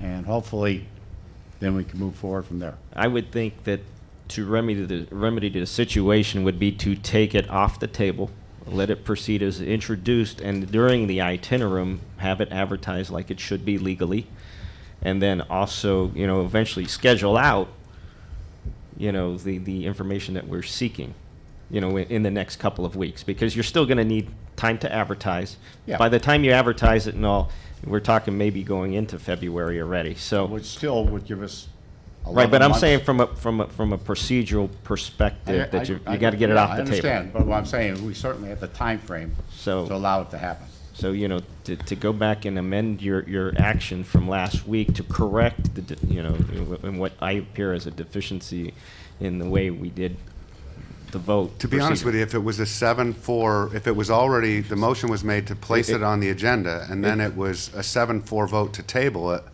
you could view that as a de facto 4-vote introduction. Okay. It hopefully will not happen again that way, because that's really obviously not the way it's intended, but. I mean, as long as the majority is okay with the de facto introduction, then I don't see a problem with that, and then we can move forward with the advertisement. Wait a minute. We're getting way off. I think the point is, Mr. Urban wants to seek a solution, right? Correct. Okay. As far as taking off the table, we could do that. Personally, I think a de facto vote is probably not the way to do it. We probably should formally vote so it's on record. So then it's there, it's clear. In my mind, I think that would be my clear. pre- I'm my not saying preference, that the de facto vote is better. What I'm saying is it's clear that way. We have no problem, I have no problem putting it on the agenda next time, taking it off the table, voting, gets 4 votes, it'll move to the next step. I mean, I think, quite honestly, it should be taken off the table tonight. I mean, and actually already introduced as of last week. But like I said, there's still legal, issues that we have to overcome. The clerk has to advertise it by the time it gets into the paper. I mean, that's all procedural. Yeah, and we've done that without any problem. Right, but I don't think delaying it any longer for another vote should occur. I did send an email asking to have it placed back on, and I expressed the reasons why I didn't believe that it was appropriate to have it tabled. But I did ask to have it placed back on this agenda for tonight, but it was not. And everybody already has the information. All right. Mr. My question to the solicitor. When this money was accepted originally, I made a motion for a sunset. There's language in here. If that match isn't made by the state, that it's told the program's over, it's dissolved. That's already in the language. But now we're discussing something that's not on the agenda. Concerning that. Yep. The only thing that was tabled, Mr. Griffith brought up that We he have been talked discussing to things. somebody from PennDOT that said it was being discontinued. We're just trying to be confirmed here. All 11 members are concerned if it's discontinued, then the $5 fee is discontinued. That's all we're trying to find out, right, Mr. Griffin? Is if it's totally. I think all we're interested in here is getting this thing on the agenda right now for the addition. That's all. I don't. But wanna we get don't into- want to leave I don't wanna money get that into the they owe discussion us until on at the least we get table. a vote on it.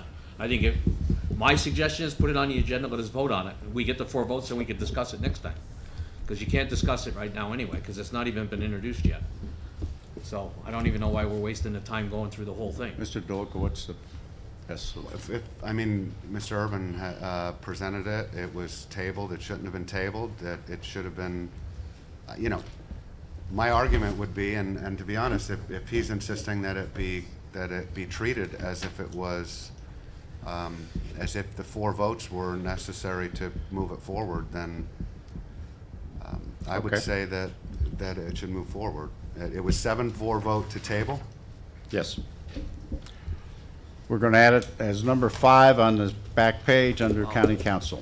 Number 4, excuse me. Okay? Motion to approve the agenda with that amendment.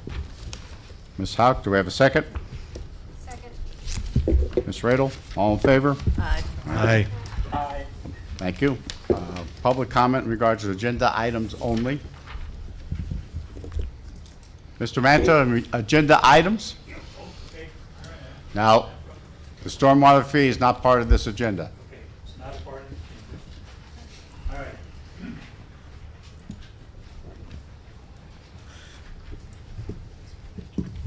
The item that I picked up, could everybody hear me? Yeah.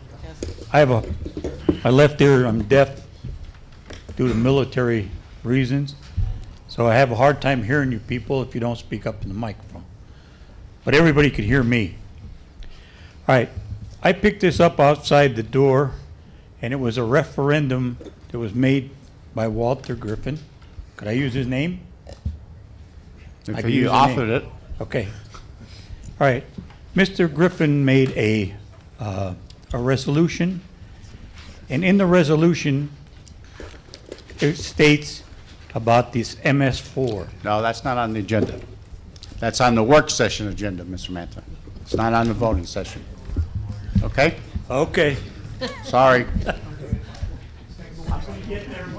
Yes, you will.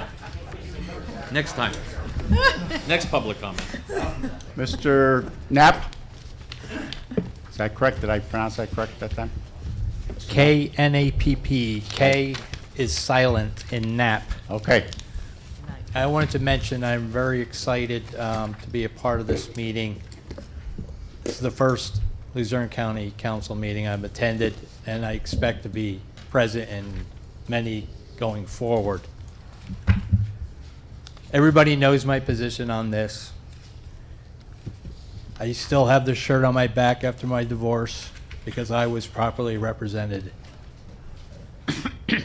There wasn't biased in my wife's or ex is concerned during the process because I was properly represented. As my observation of the responsibility of elected council members, your responsibilities aren't a fiduciary nature. Fiduciary is involved in trust, especially about the relationship between a trustee, you the council member, and a beneficiary, we the taxpayer. You've been elected to make decisions that is in the best interest of the citizens of Luzerne County. Unfair representation, or what I view as being, could be skewed or biased representation, might as well be no representation at all in this matter. I finished this quote by James Otis. He was the leader, one of the leaders of the 11 colonies for the inception of the United States. Taxation without representation is tyranny. That's a bad place to be in. Have a good day. Mr. Abel?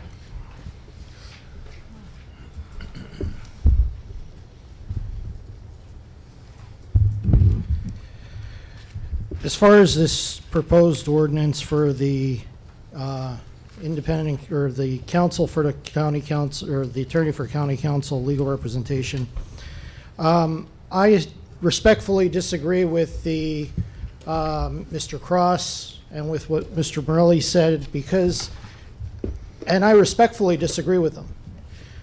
I say this because if you have a council, legal counsel representing both bodies, and it's supposed to be, well, we have to have both branches of government go along to get along with a legal counsel that represents the executive branch according to the Luzerne County Home Rule Charter, then in essence, what you have is not separation of powers. You don't have a legislative and executive branch that has independence of each other. What you have is a parliamentary form of government, where you have a legislative body that picks a chief executive that carries out the day-to-day operations of the county government. That's how parliamentary systems work. You elect the governing body, the public votes the governing body, and then they, in turn, the governing body votes in the chief executive, which would be a prime minister or something like that. So what we have in Luzerne County right now is technically a parliamentary democracy, not a constitutional republic like we have with the U.S. Constitution or the Pennsylvania Constitution. So I just wanted to clarify that. And going to what Mr. DeLuca said, who, by the way, I'm glad that you're sitting in that chair tonight, as far as, because at least it's refreshing to have somebody who has knowledge of municipal law in your chair. That's been my contention, respectfully, from the beginning, because when you don't have somebody in the chief solicitor's chair that's knowledgeable about municipal law, then it does a real disservice to the legislative body. But I would like to also say, as far as an agenda item for the mental health and developmental services, please choose a council member that actually would do that service, do that board justice. And I know Mr. Urban brought up a few times about mental health issues and how he has, done his research about it. And I can't think of anybody better as far as who sincere and genuine, who wants to be a proactive member of council, who would fill that role. So I would ask you all to consider Mr. Urban for that position. And as far as the redevelopment authority goes, Mr. Lindy has been very proactive as far as the Blighted Property Committee goes. I would strongly urge you to consider him for reappointment, because he's done a yeoman's work on there for the Blighted Property Committee, and I think he could be best to move the redevelopment authority forward as far as bridging that gap to allow for blighted property remediation to be done in the county, which is so badly needed, and to improve the quality of life. Thank you. Mr. Shiner?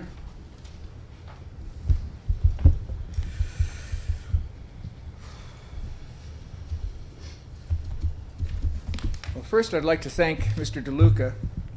We've been battling this issue by the people for 8 years on how an ordinance is really supposed to be introduced. So thank you. I appreciate that. Putting this on the ballot to ask the people what they want is the proper thing to do. Ms. Sademan is concerned over extra money, and it's been stated several times it will not cost more money. It'll just be a transfer of funds from one area to another. The solicitor will not get benefits, not be a full-time position. The people who wrote the charter did so and presented it to the people, and the people adopted it. To now say that everything in it has to stay the way it is does not make any sense. If it did, and that's what we were going to do, then why a few years ago did we put it on the ballot to relax the restrictions on the ability for you people to make appointments to authorities, boards, and commissions? Well, then we should reverse that. The charter drafters felt that the incoming council needed only 4 votes to open the budget. But that got changed too by putting it on the ballot for the people and turned it into a majority of 6. Again, quite contrary to the whole principle of the charter, and allowing the newly elected to come in and not need 6 votes to open the charter, or open the budget rather, and look at it again. But you put that on the ballot to change.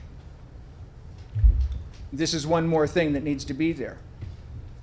And I would sincerely hope you all vote to do the right thing for the people of this county and let the people, the preamble to our whole charter, let the people be involved, since they have the right and responsibility to be involved, and let the people of this county decide what they want.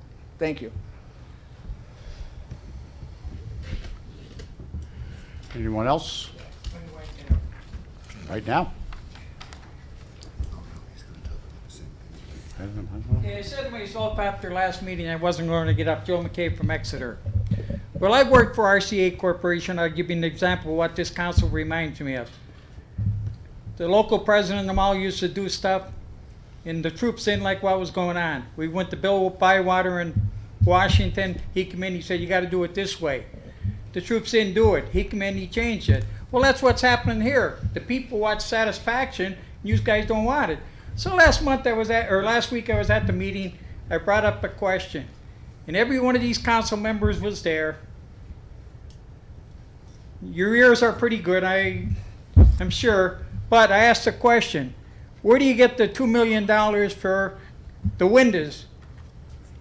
And it was told that it's grant money by one of the people up there at the front table. And then I read in the paper during the week, Sunday, that it's part of the $7 million loan that the county's taken out. So why am I being double talked and told double information? Mr. Excuse me. I answered that, Excuse sir. me. I never said grant money, sir.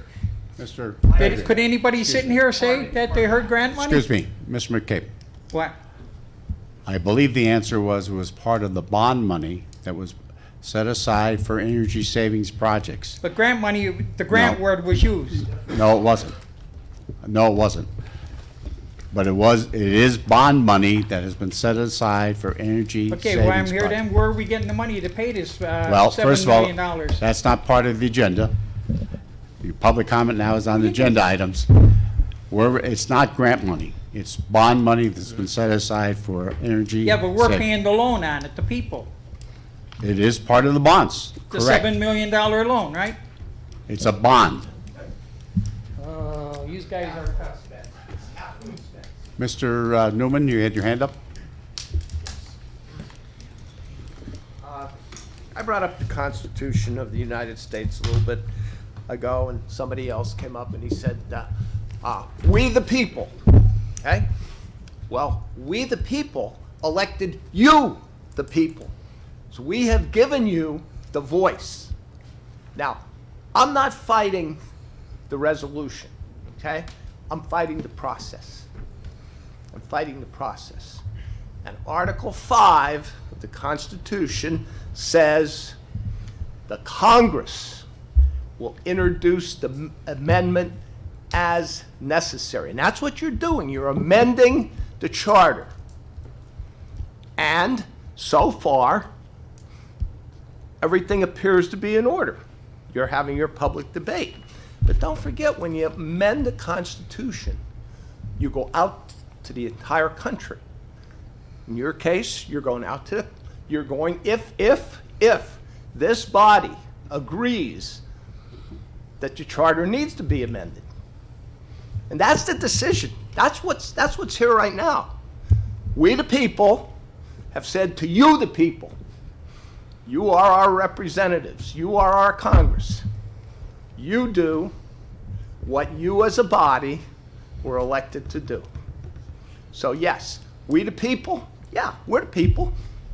Brian wants to point to the charter, I'll point to the Constitution. We the people have elected you the people. So guys, do your job. Thank you. Anyone else?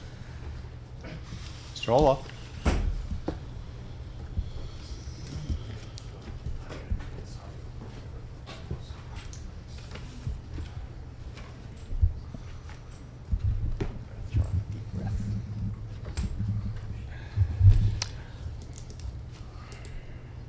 things change. People change. This topic came up 7 years ago, here. The argument back then was, you could look it up in the minutes, oh, I forgot, they were destroyed, that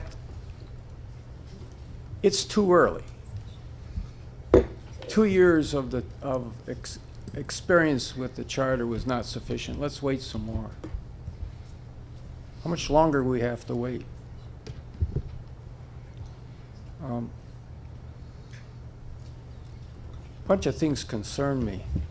It's peripheral to this, and I know somebody's going to jump right down my throat. Go ahead and try.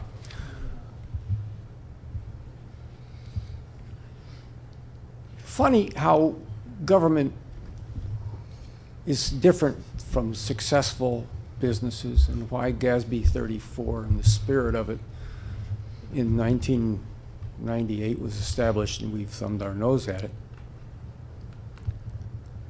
Things like the window thing.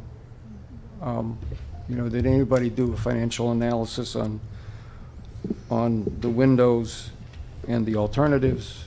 And the answer naturally is no, because we never have and never will. But we have to keep in mind that, fortunately or otherwise, as much as 99% of the time I agree with John, if something isn't working, even though it's supposed to, then it's our responsibility to fix it. We can no longer hide behind something that's supposed to be cast in concrete. And, you know, I don't want to get into another parking lot discussion with Jerry, but you know, we have to determine what we call, I'll call a mini SWOT analysis. For those of you who know what that is, where we look at the impact of such a change, and if we look at the damage that has been done, and at least one of you spent lots of advertising money last November on newfound belief in transparency, and yet we don't practice transparency at all. Most of the decisions that probably most folks who really want this badly are concerned about is decisions that cost this county a lot more money than any single discussion about a budget line item. Things that are discussed and decided on a legal basis in executive session.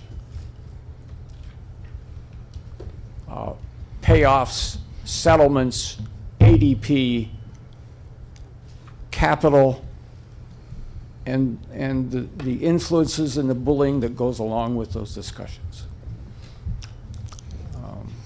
You know, I've been going to these meetings now for off and on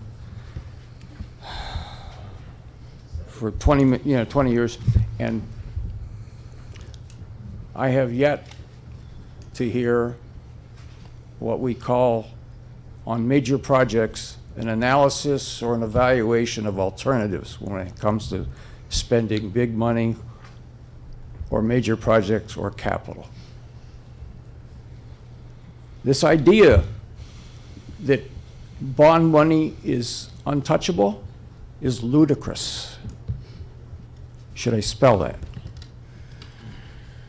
It's money. You can cash a bond back.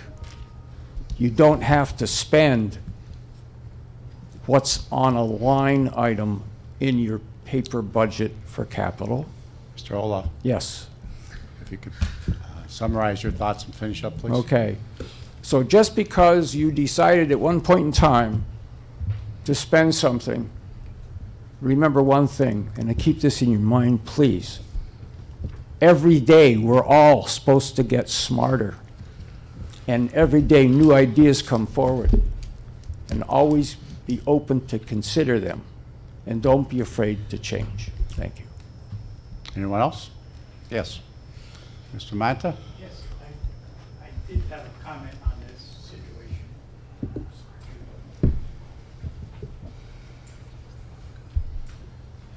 Let's take and put it in another perspective of what he's trying to propose, okay? So, if I am ill in the hospital and I have cancer, and I look at the doctor and the doctor says, "You're gonna die," don't I have the right to get a second opinion? So with the attorneys in this situation, don't the people have the right to get a second opinion? Or is that a thing of the past? That's the question I have in my mind, because if that doctor's gonna tell me I'm gonna die, believe me, I wanna find another opinion from another doctor to say, well, maybe you have a chance to live. So between two attorneys, to let them talk it out before something is put into law or put into the bylaws, I think that's a great idea. I have to applaud the man for taking it up. Thank you. Thank you. Seeing no one else, moving on to new business. We have a motion to approve the minutes from December 10th meeting. Make that motion, Mr. Chair, with the Mr. commendation from Haas? Ms. Lawrence. It's about a quarter of an inch thick. Yeah. So, Second. thank you, Sharon. Ms. Hauk seconds that. On the question? Now, since we only have 7 members that were part of that meeting, the other 4 members who were not part of that meeting probably may, depending on what they want to do, probably may abstain, so. So we have a motion, Mr. Haas, second from Ms. Hauk. Roll call, please, so we have the members. Mr. Griffith? Abstain. Mr. Hawes? Yes. Ms. Hauk? Yes. Ms. McDermott? Abstain. Mr. Perry? Yes. Ms. Radel? Abstain. Ms. Sedman? Yes. Mr. Schnee? Yes. Mr. Urban? Abstain. Mr. Vogt? Yes. Mr. McGinley? Yes. Unanimous. Well, seven yes, 4 abstentions, right? Mr. McGinley, per the council bylaws, I just want to make a statement that I abstained because I was not a member of council at that Yeah, time. and that's Okay. why I made that Fine statement in the statement. beginning. I think that's only fair. Very good, thank you. Motion to approve the minutes from January 6th. Motion, So moved. Mr. Perry and Ms. Hauk. Yes. Only question? All in favor indicate by saying aye. Aye. Aye. Any in opposition? No. 1 noted. Any abstentions? None heard. Motion carries. Moving down to the first agenda item under County Council. Motion to adopt the ordinance placing a question on the April 28, 2020 primary ballot to amend Article 6, Section 604A of Luzerne County Home Rule Charter. Do we have a motion? So moved. Ms. Hauk? Do we have a second? Second. Mr. Urban? And obviously, this is the topic that we've been discussing for many commentary for quite a bit of time, I guess. On the question? I have just a quick amendment to that. I want to add the wording that says, under the first whereas, this ordinance shall become effective 15 days after adoption. I did not put that in my ordinance, and I'd like to amend the ordinance to say that. 15 days. Mr. Urban, you make that motion on the amendment? No, Walter Griffith made the motion. Excuse me, you're right. Who wants to second that? I'll second. Mr. Urban? On the amendment to add the 15 days as stated by Mr. Griffith. Roll call. Mr. Hawes? Yes. Ms. Hauk? Yes. Ms. McDermott? Yes. Mr. Perry? Yes. Ms. Radel? Yes. Ms. Sedman? Yes. Mr. Schnee? Yes. Mr. Urban? Yes. Mr. Vogt? Yes. Mr. Griffith? Yes. Mr. McGinley? Yes. Unanimous. Okay. The amendment is added, so now we're voting on the ordinance with the amendment that's been added. On the question? Roll call, please. Ms. Howe? Yes. Ms. McDermott? Yes. Mr. Perry? No. Ms. Radel? No. Ms. Sedman? No. Mr. Schnee? No. Mr. Urban? Yes. Mr. Vogt? No. Mr. Griffith? Yes. Mr. Hawes? Yes. Mr. McGinley? No. 5 yes. And 5 yes, no. 6 no. Correct. Motion fails. Moving down to number 2, council member nominations and appointment. Do we have a motion to open up nominations for the Wilkes-Barre Scranton Airport? So moved. Second. Mr. Perry, Mr. Snee, all in favor of opening nominations indicate by saying aye. Aye. Aye. Any in opposition, any abstentions, none heard. Most nominations are now open. I nominate Mrs. McDermott. The second. Mrs. McDermott by Mr. Snee and Ms. Saban. Second. Any other nominations? I nominate Stephen Urban. Ms. Second. Hauk? Second by I'll second. Mr. Griffith? Yeah, I'll second. Okay. Any other nominations? I nominate Kendra Radel. Do we have a second to that nomination? Hearing no second, that nomination fails. We have a motion to close nominations. So moved, Mr. Chair. Mr. Haas, do we have a second? Mr. Griffith? All in favor of closing nominations indicate by saying aye. Aye. Aye. Any in opposition? Any abstentions? None heard.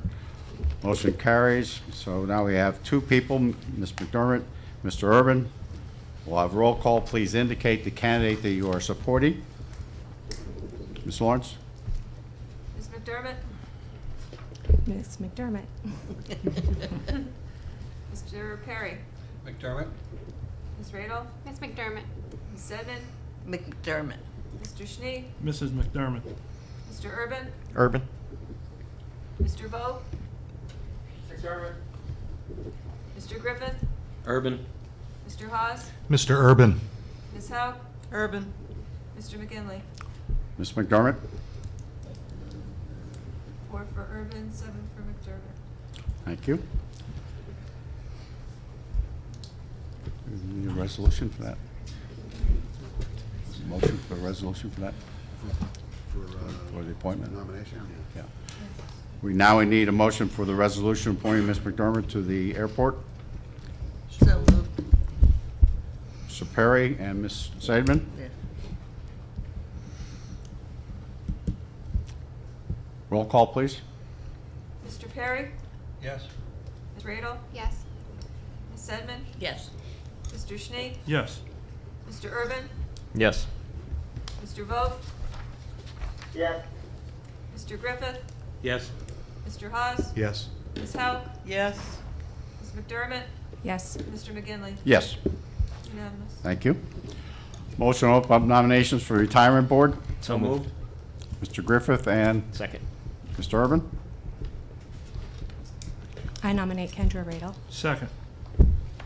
Ms. Radel is nominated by Ms. McDermott and Mr. Snee. I nominate Walter Griffith. Second. Mr. Griffith by Ms. Hauk and Mr. Urban, correct? Any other nominations? Move the nominations be closed? Do we have a second to Mr. Griffith's Second. nomination? Mr. Snee, all in favor of closing nominations indicate by saying aye. Aye. Aye. Any opposition? Any abstentions? None heard. Nominations are now closed. Again, we will have roll call. We have 2 candidates, Ms. Radel and Mr. Griffith. Please indicate the candidate you're supporting. Roll call, please. Ms. Radel? Radel. Ms. Sedman? Radel. Mr. Schnee? Miss Radel. Mr. Urban? Griffith. Mr. Vogt? Radel. Mr. Griffith? Griffith. Mr. Hawes? Mr. Griffith. Ms. Howe? Griffith. Ms. McDermott? Miss Radel. Mr. Perry? Ms. Radel. Mr. McGinley. Ms. Radel. It's 4 for Griffith, 7 for Radel. And now we have a resolution to appoint Ms. Radel to the position on the retirement board. So moved. Mr. Griffith and Ms. Saidman. Roll call, please. Ms. Sedman. Motion Yes. to appoint. Mr. Schnee. Yes. Mr. Urban. Yes. Mr. Vogt. Yeah. Mr. Griffith. Yes. Mr. Haas. Yes. Ms. Hauk. Yes. Ms. McDermott. Yes. Mr. Perry. Yes. Ms. Radel. Yes. Mr. McGinley. Yes. Unanimous. Thank you. Moving down to C, to the council position on the Luzerne, Wyoming County Mental Health and Developmental Services Program Advisory Board. Make a Do we have a motion. motion to open nominations? Make a motion, to open nominations. Mr. Griffith makes a motion. Do we have a second? Second. Second. Mr. Urban. All in favor of open nominations indicate by saying aye. Aye. Aye. Any in opposition? Any abstentions? None heard. Motion carries. We need a nomination for a council person to serve on the Mental Health Development Services I'd like Board. to nominate Mr. Urban. Okay. Second. Mr. Urban is nominated by Mr. Perry, second by Ms. Sedman. Yes. Other nominations? Motion to close nominations? Second. Motion to close by Ms. Hauk, second by Mr. Snee. All in favor of closing nominations indicate by saying aye. Aye. Any in opposition? Any abstentions? None heard. Motion carries. Can we just go right to the resolution since we only have one?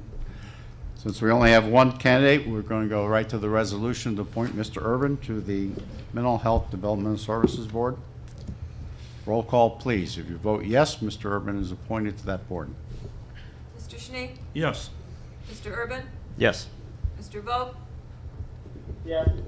Mr. Griffith. Yes. Mr. Haas. Yes. Ms. Hauk. Yes. Ms. McDermott. Yes. Mr. Perry. Yes. Ms. Radel. Yes. Ms. Sedman. Yes. Mr. McGinley. Yes. Unanimous. Thank you. Moving on to D, Luzerne County Conservation District Board of Directors. We have a motion to open nominations. So moved. Mr. Griffith, second by Ms. Radel. All in favor indicate by saying aye. Aye. Any in opposition? Any abstentions? None heard. Nominations are now open. Mr. Vo has served on that board for 2 years. He has asked that it would, if possible, if somebody else would serve. At different times during the years, we've had a little bit of difficulty finding someone who may be able to serve there. From all indications, it's a great board, well run, but sometimes people don't have the time to serve. A motion to nominate Walter Griffith. Who made that motion? Mr. Griffith? Are you good with that? Sure. Okay. Absolutely. Second. Mr. Urban makes a motion, Mr. Perry makes a second. Any other nominations? Motion to nominate Mr. Haas. Mr. Haas? You're very kind, but I'll support Mr. Griffith. Thank you, Kendra. So you It's very kind of you. withdraw? I respectfully withdraw my name Okay. from nomination. It's a Make great board. Motion Served to before. close nominations. Motion to close by Mr. Sneed. Do we have a second? Second. Second to close the nominations, Mr. Urban. All in favor of closing nominations indicate by saying aye. Aye. Aye. Any in opposition, any abstentions, none heard, motion carries. Again, since we have one candidate, Mr. Griffith, thank you for offering to serve. We're going to go right to the resolution. Resolution would be to appoint Mr. Urban to the Luzerne County Conservation Griffith. District Mr. Board of Griffith. Directors. Mr. Griffith, I keep saying Mr. Urban, I'm sorry. Apologize. Roll call, please. Mr. Urban. Yes. Mr. Vogt. Yes. Mr. Griffith. Yes. Mr. Haas. Yes. Ms. Hauk. Yes. Ms. McDermott, I'm sorry. Yes. Mr. Perry. Yes. Ms. Radel. Yes. Ms. Sedman. Yes. Mr. Schnee. Yes. Mr. McGinley. Yes. Unanimous. Thank you. That finishes that part of it. Now we're moving down to number 3, the Blighted Property Review Committee, which Mr. Haas has been chairing. The Redevelopment Authority must have a representative, and you can see that the Redevelopment Authority has recommended that Scott Lindy, who has been in that position, continue to serve in that position. Yes, sir. Correct? So do we have a motion to open the nominations for that position on the redevelopment board? So moved. Me too, and just like Mr. Rabo said before, he's done an incredible job. Mr. Lindy is a very able member of that committee. So Mr. Haas makes a motion to appoint Mr. Lindy. Do we have a second to that? Second. Second, Ms. Hauk? Yes. Do we have a motion to close nominations? So moved. Mr. Griffith, do we have a second? Urban. Second, Ms. McDermott? All in favor of closing nominations indicate by saying aye. Aye. Aye. Any in opposition? Any abstentions? Nominations are now closed. Since we only have the one candidate, we'll go right to the resolution appointing Mr. Lindy as a member of the Blighted Property Review Committee. Roll call, please. If you support Vogt? that, say yes. If you did not support Mr. Lindy there, say no, okay? Excuse me, go ahead. Mr. Vogt? Yes. Mr. Griffith? Yes. Mr. Haas? Yes. Ms. Hauk? Yes. Ms. McDermott? Yes. Mr. Perry? Yes. Ms. Radel? Yes. Ms. Sedman? Yes. Mr. Schnee? Yes. Mr. Urban? Yes. Mr. McGinley? Yes. Unanimous. Thank you. We added one item on the agenda, which was the introduction of ordinance in regards to the $5 fee being terminated at the end of the calendar year, correct, Mr. Urban? Yes, correct. We have a motion to introduce the ordinance. So moved. Mr. Urban, do we have a second? Second. Who made the motion? I thought you made. Walter. Walter made the motion. Sorry, Mr. Griffith made the motion, Mr. Urban made the second. Introduction of ordinance, no discussion? Wait, on the question. No discussion, introduction of the ordinance? What? No okay. discussion, okay? Yeah. We will have a chance to discuss this in detail, Okay, thank you. okay? Roll call, please. Okay. Mr. Griffith? Yes. Mr. Haas? Yes. Ms. Hauk? Yes. Ms. McDermott? Yes. Mr. Perry? Yes. Ms. Radel? Yes. Ms. Sedman? Yes. Mr. Schnee? Yes. Mr. Urban? Yes. Mr. Vogt? Mr. Vogt? You might have lost connection, go ahead. Mr. McGinley? I can make it unanimous, I guess, yes. We have 10? Yes. 10. And Mr. Vogt probably lost connection. Okay. Public comment on any items at this point. Mr. Mantha, you can speak regarding any items, since you've been kind enough to wait. Mr. Mantha, you have 3 minutes.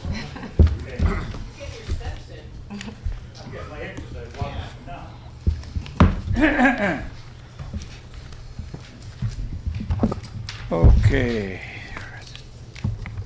All right, to respectfully comment on the MS4 permitting. And could I say his name, Mr. Griffin? He's the author. All right, the guy in a brown jacket. He proposed to have as soon as I find it, an MS4 resolution, okay? And I know it's not on the agenda.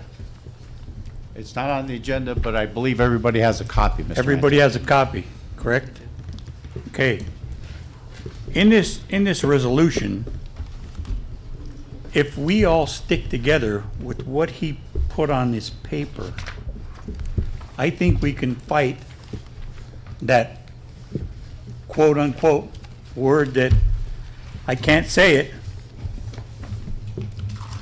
Wait a minute, wait, I gotta get my paper. I can't say it, but I could pull up a folder that says what I mean, all right? Because people in this valley have now gotten their second go-around of bills. And they didn't get smaller, they got bigger. People that have businesses in this valley have gotten their second go-around of bills, and they've gotten bigger. So, are we gonna cripple this whole valley over something like this? Or are we gonna end this? If we were to put an injunction against the people that were bullying 32 municipalities into signing, where is our democracy? Where is the first words in the Constitution? And the people that orchestrated this conundrum with the Wyoming Valley Sanitary Authority are saying, oh yeah, we want clean water. We're going to help the Chesapeake Bay get cleaned up. Well, you know what? You're wrong. I have about little over 2,000 hours of research from the New York tributaries that started this thing to the Chesapeake Bay. And I've been up and down this river several times collecting data and collecting evidence. And this resolution is proof of what I've been doing. So we, the people, need to step up to the plate and have a solicitor, Mr. DeLuca. Are you the solicitor, correct? I'm sitting here now. Oh, okay. Not necessarily. You don't necessarily want to get your hands dirty. I didn't say that. I'm only teasing. But the thing of it is that now we know the rest of the story, like Paul Harvey. Now we know the rest of the story, that this is not to clean up the Chesapeake Bay, because Mr. Hogan, I don't know if anybody know what Mr. Hogan is? He's not the goodwill man.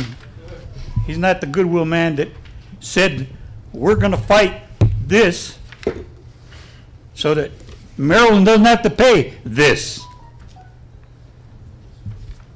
And Hogan is turned tables and now says he wants to sue Pennsylvania. So if he's going to sue Pennsylvania, does that include this whole board? Or does that include Harrisburg? Or does that include everybody in the state of Commonwealth of Pennsylvania? I say state, but it's Commonwealth. So now's the time to introduce something to stop all of this money spending on something that is never going to be cured. Okay? And as far as the stats from the people in the Chesapeake Bay Foundation, they said that Pennsylvania looks good.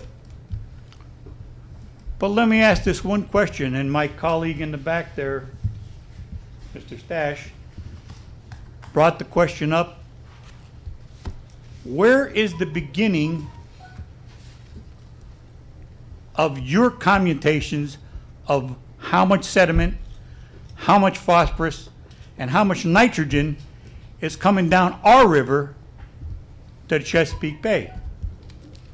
So this has to be a forefronted item from everyone on this board.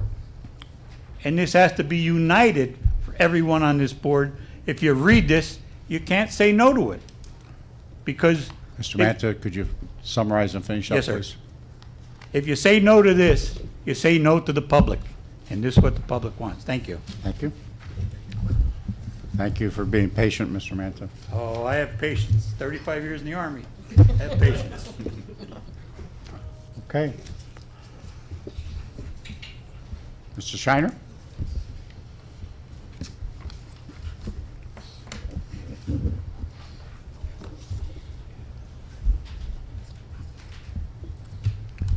Well, first of all, I'm very disappointed that 6 of you don't have enough faith in the people of this county to put this ballot question out to them.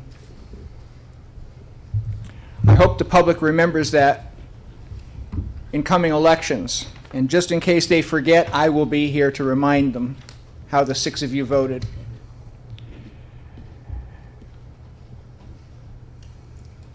There's an event Friday in this courthouse, the 17th, sponsored by the NAACP. And in their press release on it, they say how they are grateful and excited to be partnering with the courthouse again for this event. But you know, it's not on the county calendar. So we have an event like this going on to honor Martin Luther King, and we don't even bother to put it on our calendar. What is wrong? I come here all the time and say about the calendar and how it's not maintained, but I'll bet you any money that division head gets a merit raise. Can't manage to get the events that he allows in the courthouse to be on the calendar. He runs the IT department, but we'll give him a merit raise because he said does such a good job. I should be so lucky in the jobs I've had in my career, and so should all of you. Is Mr. Vogue still on the phone? Or has he been disconnected?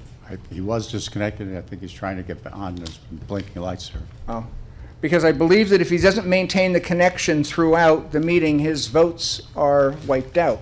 Isn't that part of the bylaws of this council? It used to be. I believe it's still in there. I'm not asking you to check right now, Mr. DeLuca, but I think it should be looked at. I don't know that it would make any difference tonight.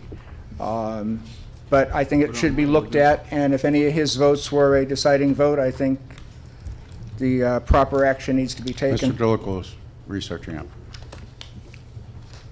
Thank you. Mr. Rabo?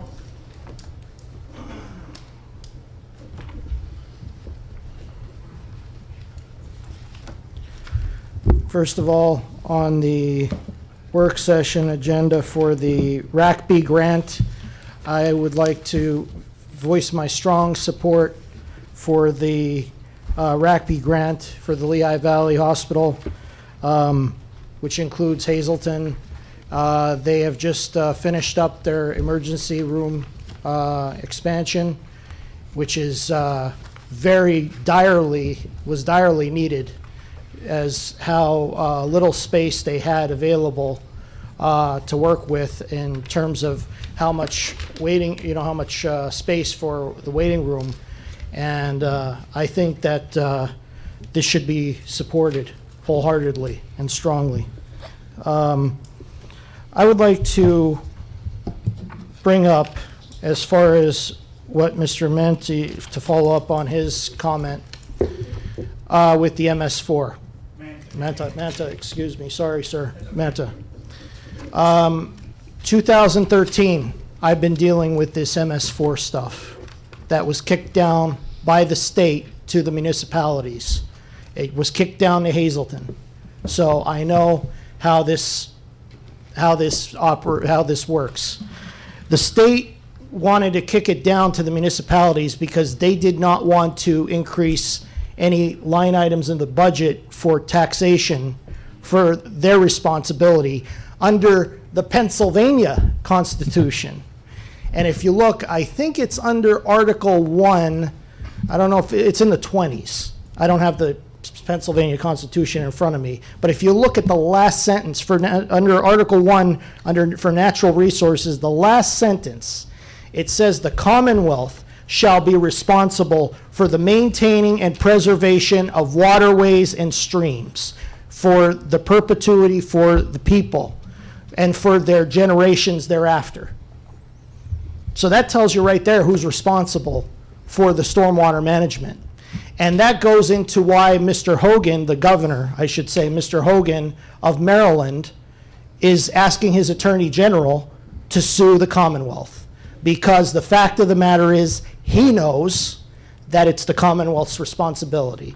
And they haven't been holding up their end of the obligation under the court agreement that they signed with the Chesapeake Bay Foundation with the settlement with the DC under the DC Circuit Court of Appeals back in 2015. So that being said, I just wanted to emphasize that 5 days ago, the Senate Chairman of the Environmental Resources and Energy Committee, Mr. Gene Yaw, said that the state cannot raise the funds necessary for the stormwater management for the state's end of the funding for the stormwater management. So therefore, the municipalities are left to their own devices once again, and the authorities will have to charge as they see fit for the line separation. Even though New York State got $230 million of grant money, while our area got, what, a measly $24 million of federal grant money for line separation, that's a drop in the bucket. So I am with the Northeast Rainwaters Association, who was fighting this. I stand with them wholeheartedly, and I think this council should too. Thank you. Mr. Sommerfeld? I was just wondering if I'd be able to pass these out. If you give them to the... It's a copy of the stormwater bill. My first one was $777. This one was $666. Okay. My thing is, I don't have any sewers. I'm on a septic. The storm drains that are up in Larksville, they're block solid. I don't know what they're trying to pull on the people, but I see the trucks around. There's about 10 guys, and they're pretty well just standing around one drain. You know, I was coming through Luzerne about a month ago, and I saw the Wyoming Valley Sanitary Authority dump truck dumping off a load of stone in the guy's driveway. I mean, that's what they're doing with the people's money. They bought all this new equipment for what? They just made a business. It says in the Bible, it says that the last time it was a flood, this time it's going to burn with fire, the earth. So they're not going to save this planet. So it's all a hoax and a business. That's what they're making of everything, a business. They're not for the people. It's just about the money. He says the love of money is the root of all evil, and that's what's happening in America. So, but I have another, and I'm definitely against that, you know. So I believe they should vote it out of here. I have another, again, I'm from Larksville. I get a Nanticoke ambulance and I get Larksville ambulance. At one time that was Plymouth Township, they call it. So am I in Plymouth Township or am I in Larksville? So if there's an emergency service that's needed, who comes? Mr. I believe Sommerfeld, I don't know where you reside as far as the lines between the municipalities. That's Mhm. something that... And that's not so much my concern. My concern would be the magistrate.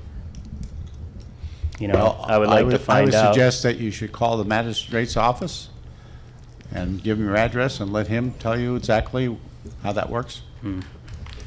Yeah. I mean, for us to do it, we're not magistrates.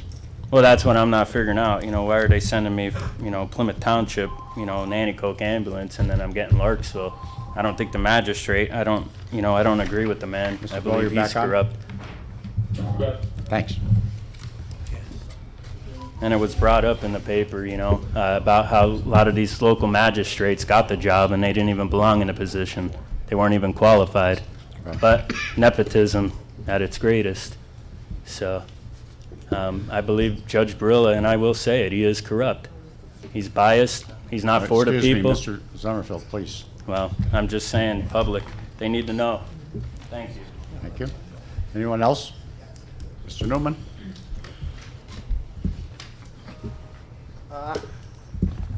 I call it the rain tax. That's what it is. I support this resolution, okay? But I want each one of you to listen to the hidden danger of what this is causing. For how many months? Close to a year, close to 2 years. This county has grown. It has grown. The warehouses in the Hanover Industrial Park, the warehouses off of Kosciuszko Street, the land that's being sold to development companies. It's all stopped. There's a 1.3 million square foot warehouse off of Kosciuszko Street that there's absolutely no activity in. There's no activity. Why? Draw your own conclusion. Right here. That's why.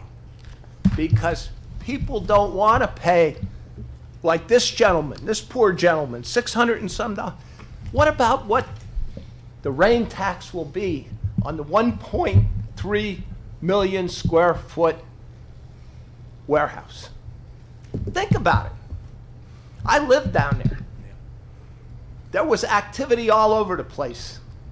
And then this thing came about. And it stifled the growth. And I wrote to Senator Udechak, who was the champion of the growth. And he won't even answer me. He won't give me an answer as to why we have to have this and stifle the growth in this county. Think about it. Each and every one of you, you got a stake in this. To be for this stormwater rain tax, whatever you want to call it, it is hurting Luzerne County. It is hurting the people, and it's hurting the businesses that want to come in here and take advantage of the resources that we have. We have cheap electricity. We have cheap power. We're right in the Marcellus. We have land, lots of land, and people want to come in here. Our connection to the interstate highway system is as good as there is in the country. You can go from Kosciuszko Street or the Hanover Industrial Park and be in the interstate highway in 5 minutes. This is what business looks for. They look for this kind of stuff. And people are working in supermarkets for $8, $9, $10 an hour. And all of a sudden the warehouses come in and they're paying, okay, so it's $13. Well, if you're making $9 an hour and you can make $13 an hour, that's $32 a day more. Why are we letting something like this get in the way of the progress that you all have worked hard on? I'll give every one of you credit, right down the line. You worked hard on getting this business in here. Don't let it get away. Thank you. Thank you. Mr. McCabe. Yeah, last year when, our sanitary authority started all this crap, back at the beginning of the year, New York dumped all these chemicals into the Susquehanna, wherever. So they had a meeting at the Exeter World Building, and I questioned them on it. I said, what happened to New York? Did they get any fines? Oh, we had nothing to do with that. They can fine me for an empty lot next to me that I own. There's nothing on it, but yet they can't dump or fine New York and that for dumping chemicals. We all got to get together and fight them, you know. It's a shame. Thank you. Okay.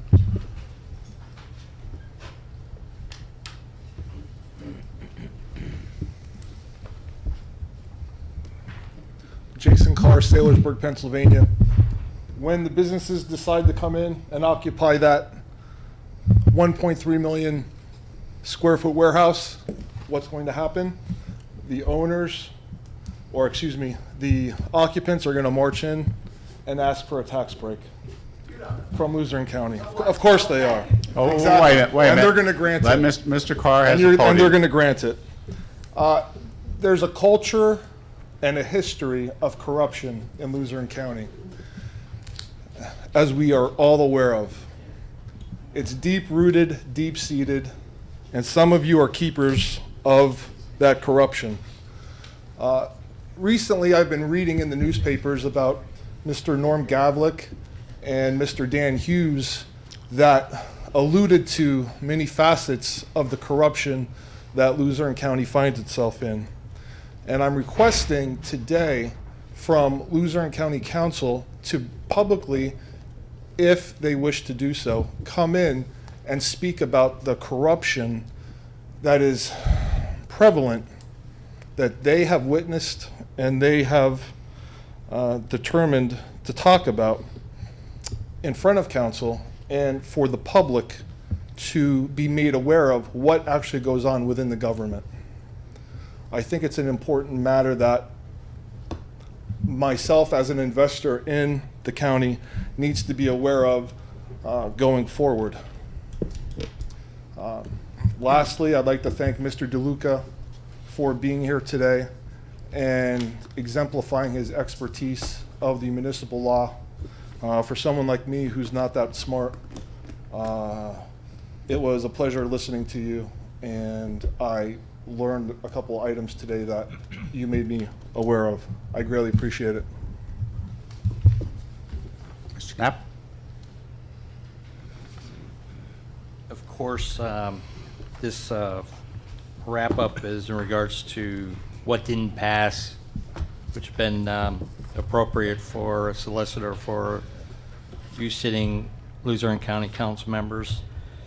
I thank the council members who appreciated the need for a question to be placed on the ballot for a solicitor.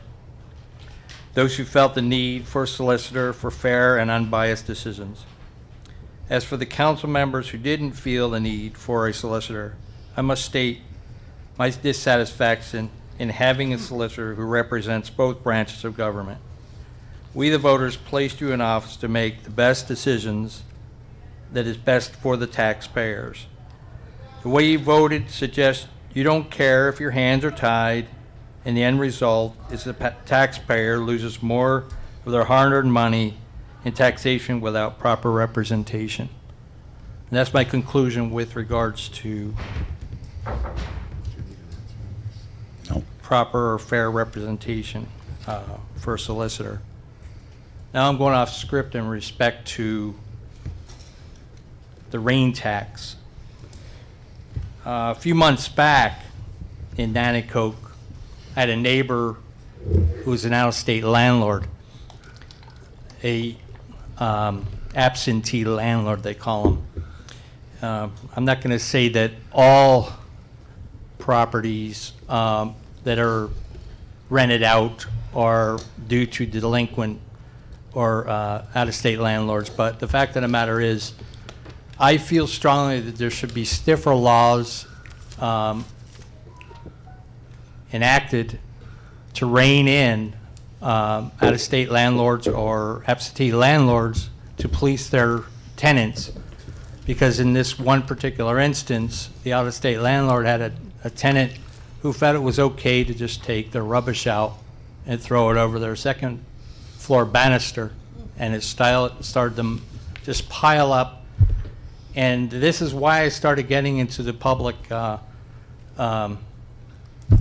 agenda, because as I was viewing things, blighted properties are because taxes continue to increase, which makes it less friendly of an option to buy or purchase a house.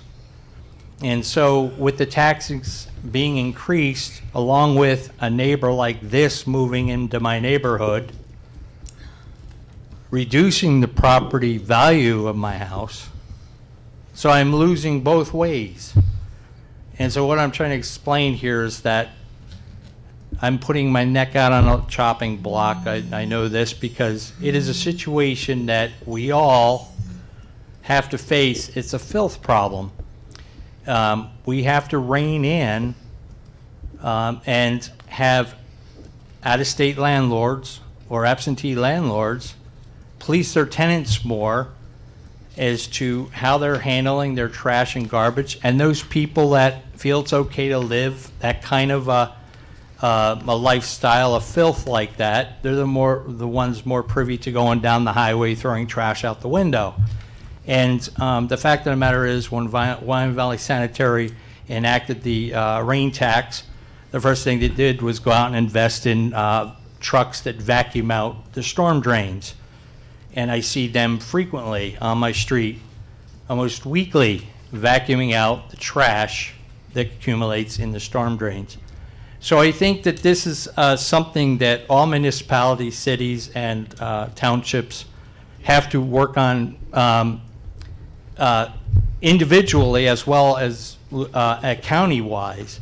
This is a filth problem, and it wouldn't hurt to try to, again, enforce or enact legislation that reins in absentee landlords and make sure that their tenants are living the standard we live in as a local property owner, house owner.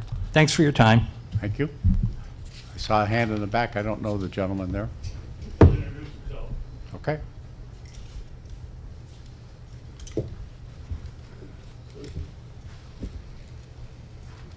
Sorry, I didn't fill out one of the forms. I will next time. Thank you. Would my you name- introduce yourself and where you reside, please? Sure. My name is Mike Stash. I'm from Lehman Township. Been a landscaper pretty much all my life. Professional business of 25 years. Kind of mind my own business. Do my work. Last year, about this time, I go to the mailbox and I get a $500 bill.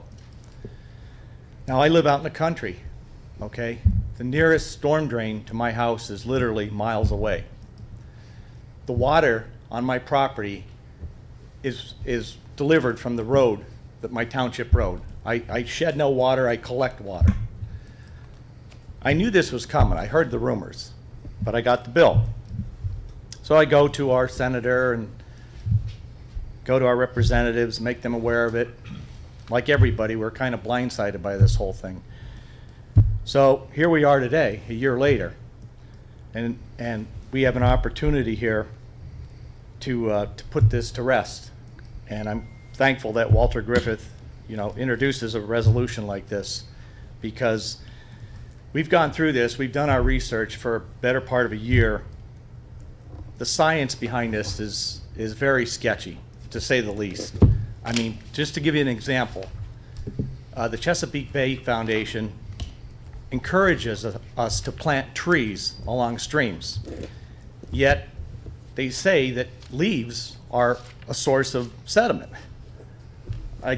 I just can't understand that logic. Maybe somebody could explain it to me, but I don't know. That's just one little example. But in going through this, we've been fighting this for a year, and we did finally get to the EPA. And last year, the EPA, you may or may not have heard that there was a press release, and they actually said in their press release for the northeastern part of the United States, his name is Cosmos Ovidio, he said, the U.S. Environmental Protection Agency fact sheet is intended to provide clarity to communities and other stakeholders regarding obligations of local stormwater programs in Pennsylvania and in particular in the Wyoming Valley area. To be clear, the EPA does not require a rain tax. Although WVSA chose the option of charging a stormwater fee, other forms of financing are available, such as general funds, development fees, and low-interest loans. So there are other ways to do this, but this isn't the right way. This is, as we discussed, it's punitive to businesses. Just in my little business alone, I'm going to have somebody second guess a patio install because they're going to get taxed on it. We've been fighting property tax for the better part of 40 years, and this is every bit the formula of a property tax. So this is certainly not going to help in terms of growing an economy. We know that. So we need to do the right thing, and I thank Walter for introducing it. Thank you. Anyone else? Yes.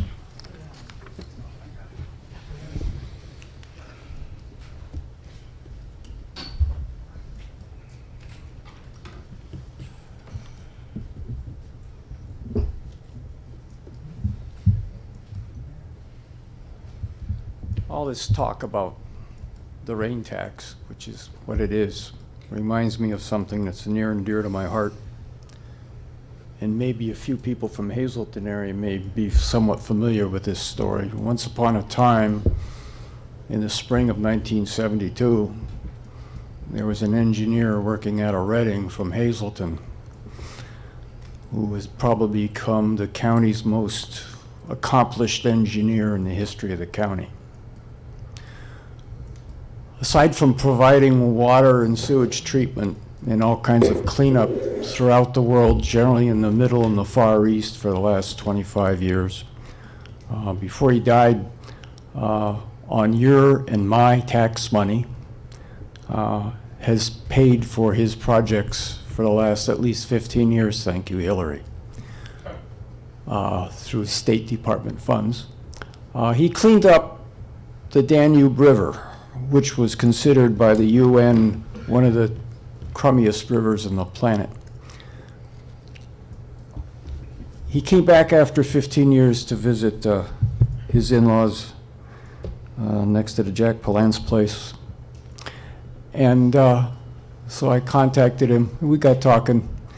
We talk maybe once a month long distance, but I haven't seen him face to face in many years. Got talking about his project that he did in the spring of '72 before the flood on how to clean up the Susquehanna. And I asked him, Ron, did anybody ever contact you about cleaning up the Susquehanna? He said, hell no.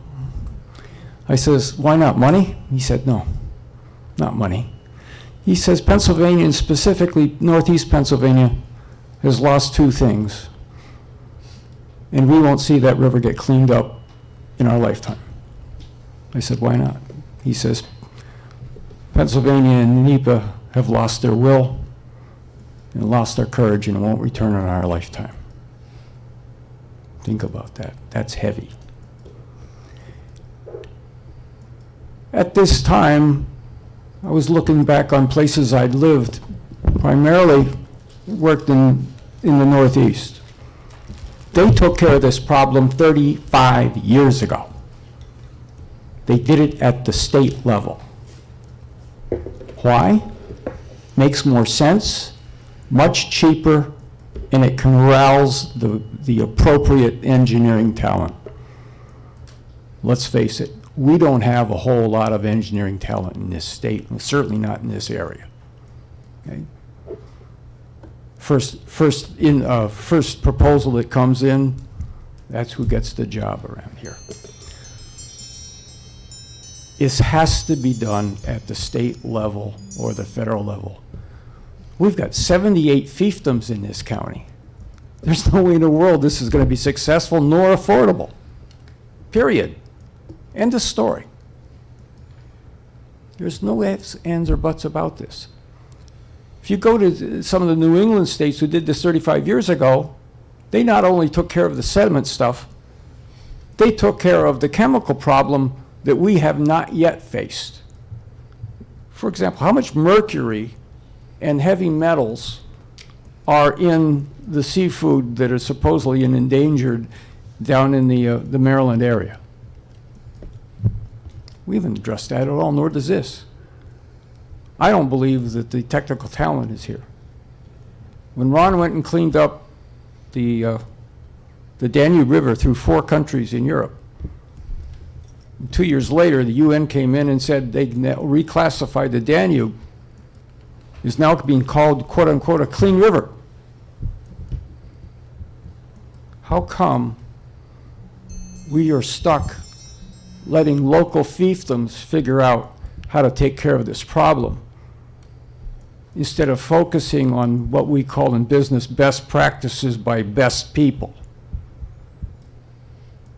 We have to really forcefully reject the idea of letting local municipalities try to do this, period.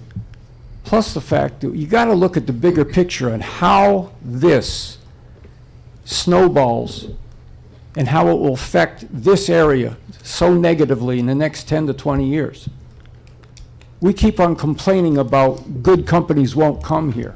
High-paying companies, high-tech companies won't come here. But we live here and we don't notice it. And very few of us get the opportunity to go out and unless you're a consultant, you don't get to see how what we call civilization lives. Mr. Earl, could Yep. summarize And so, and finish up? Yep, we're gonna, so I want everybody to think about why the good companies don't come in, and John alluded to it.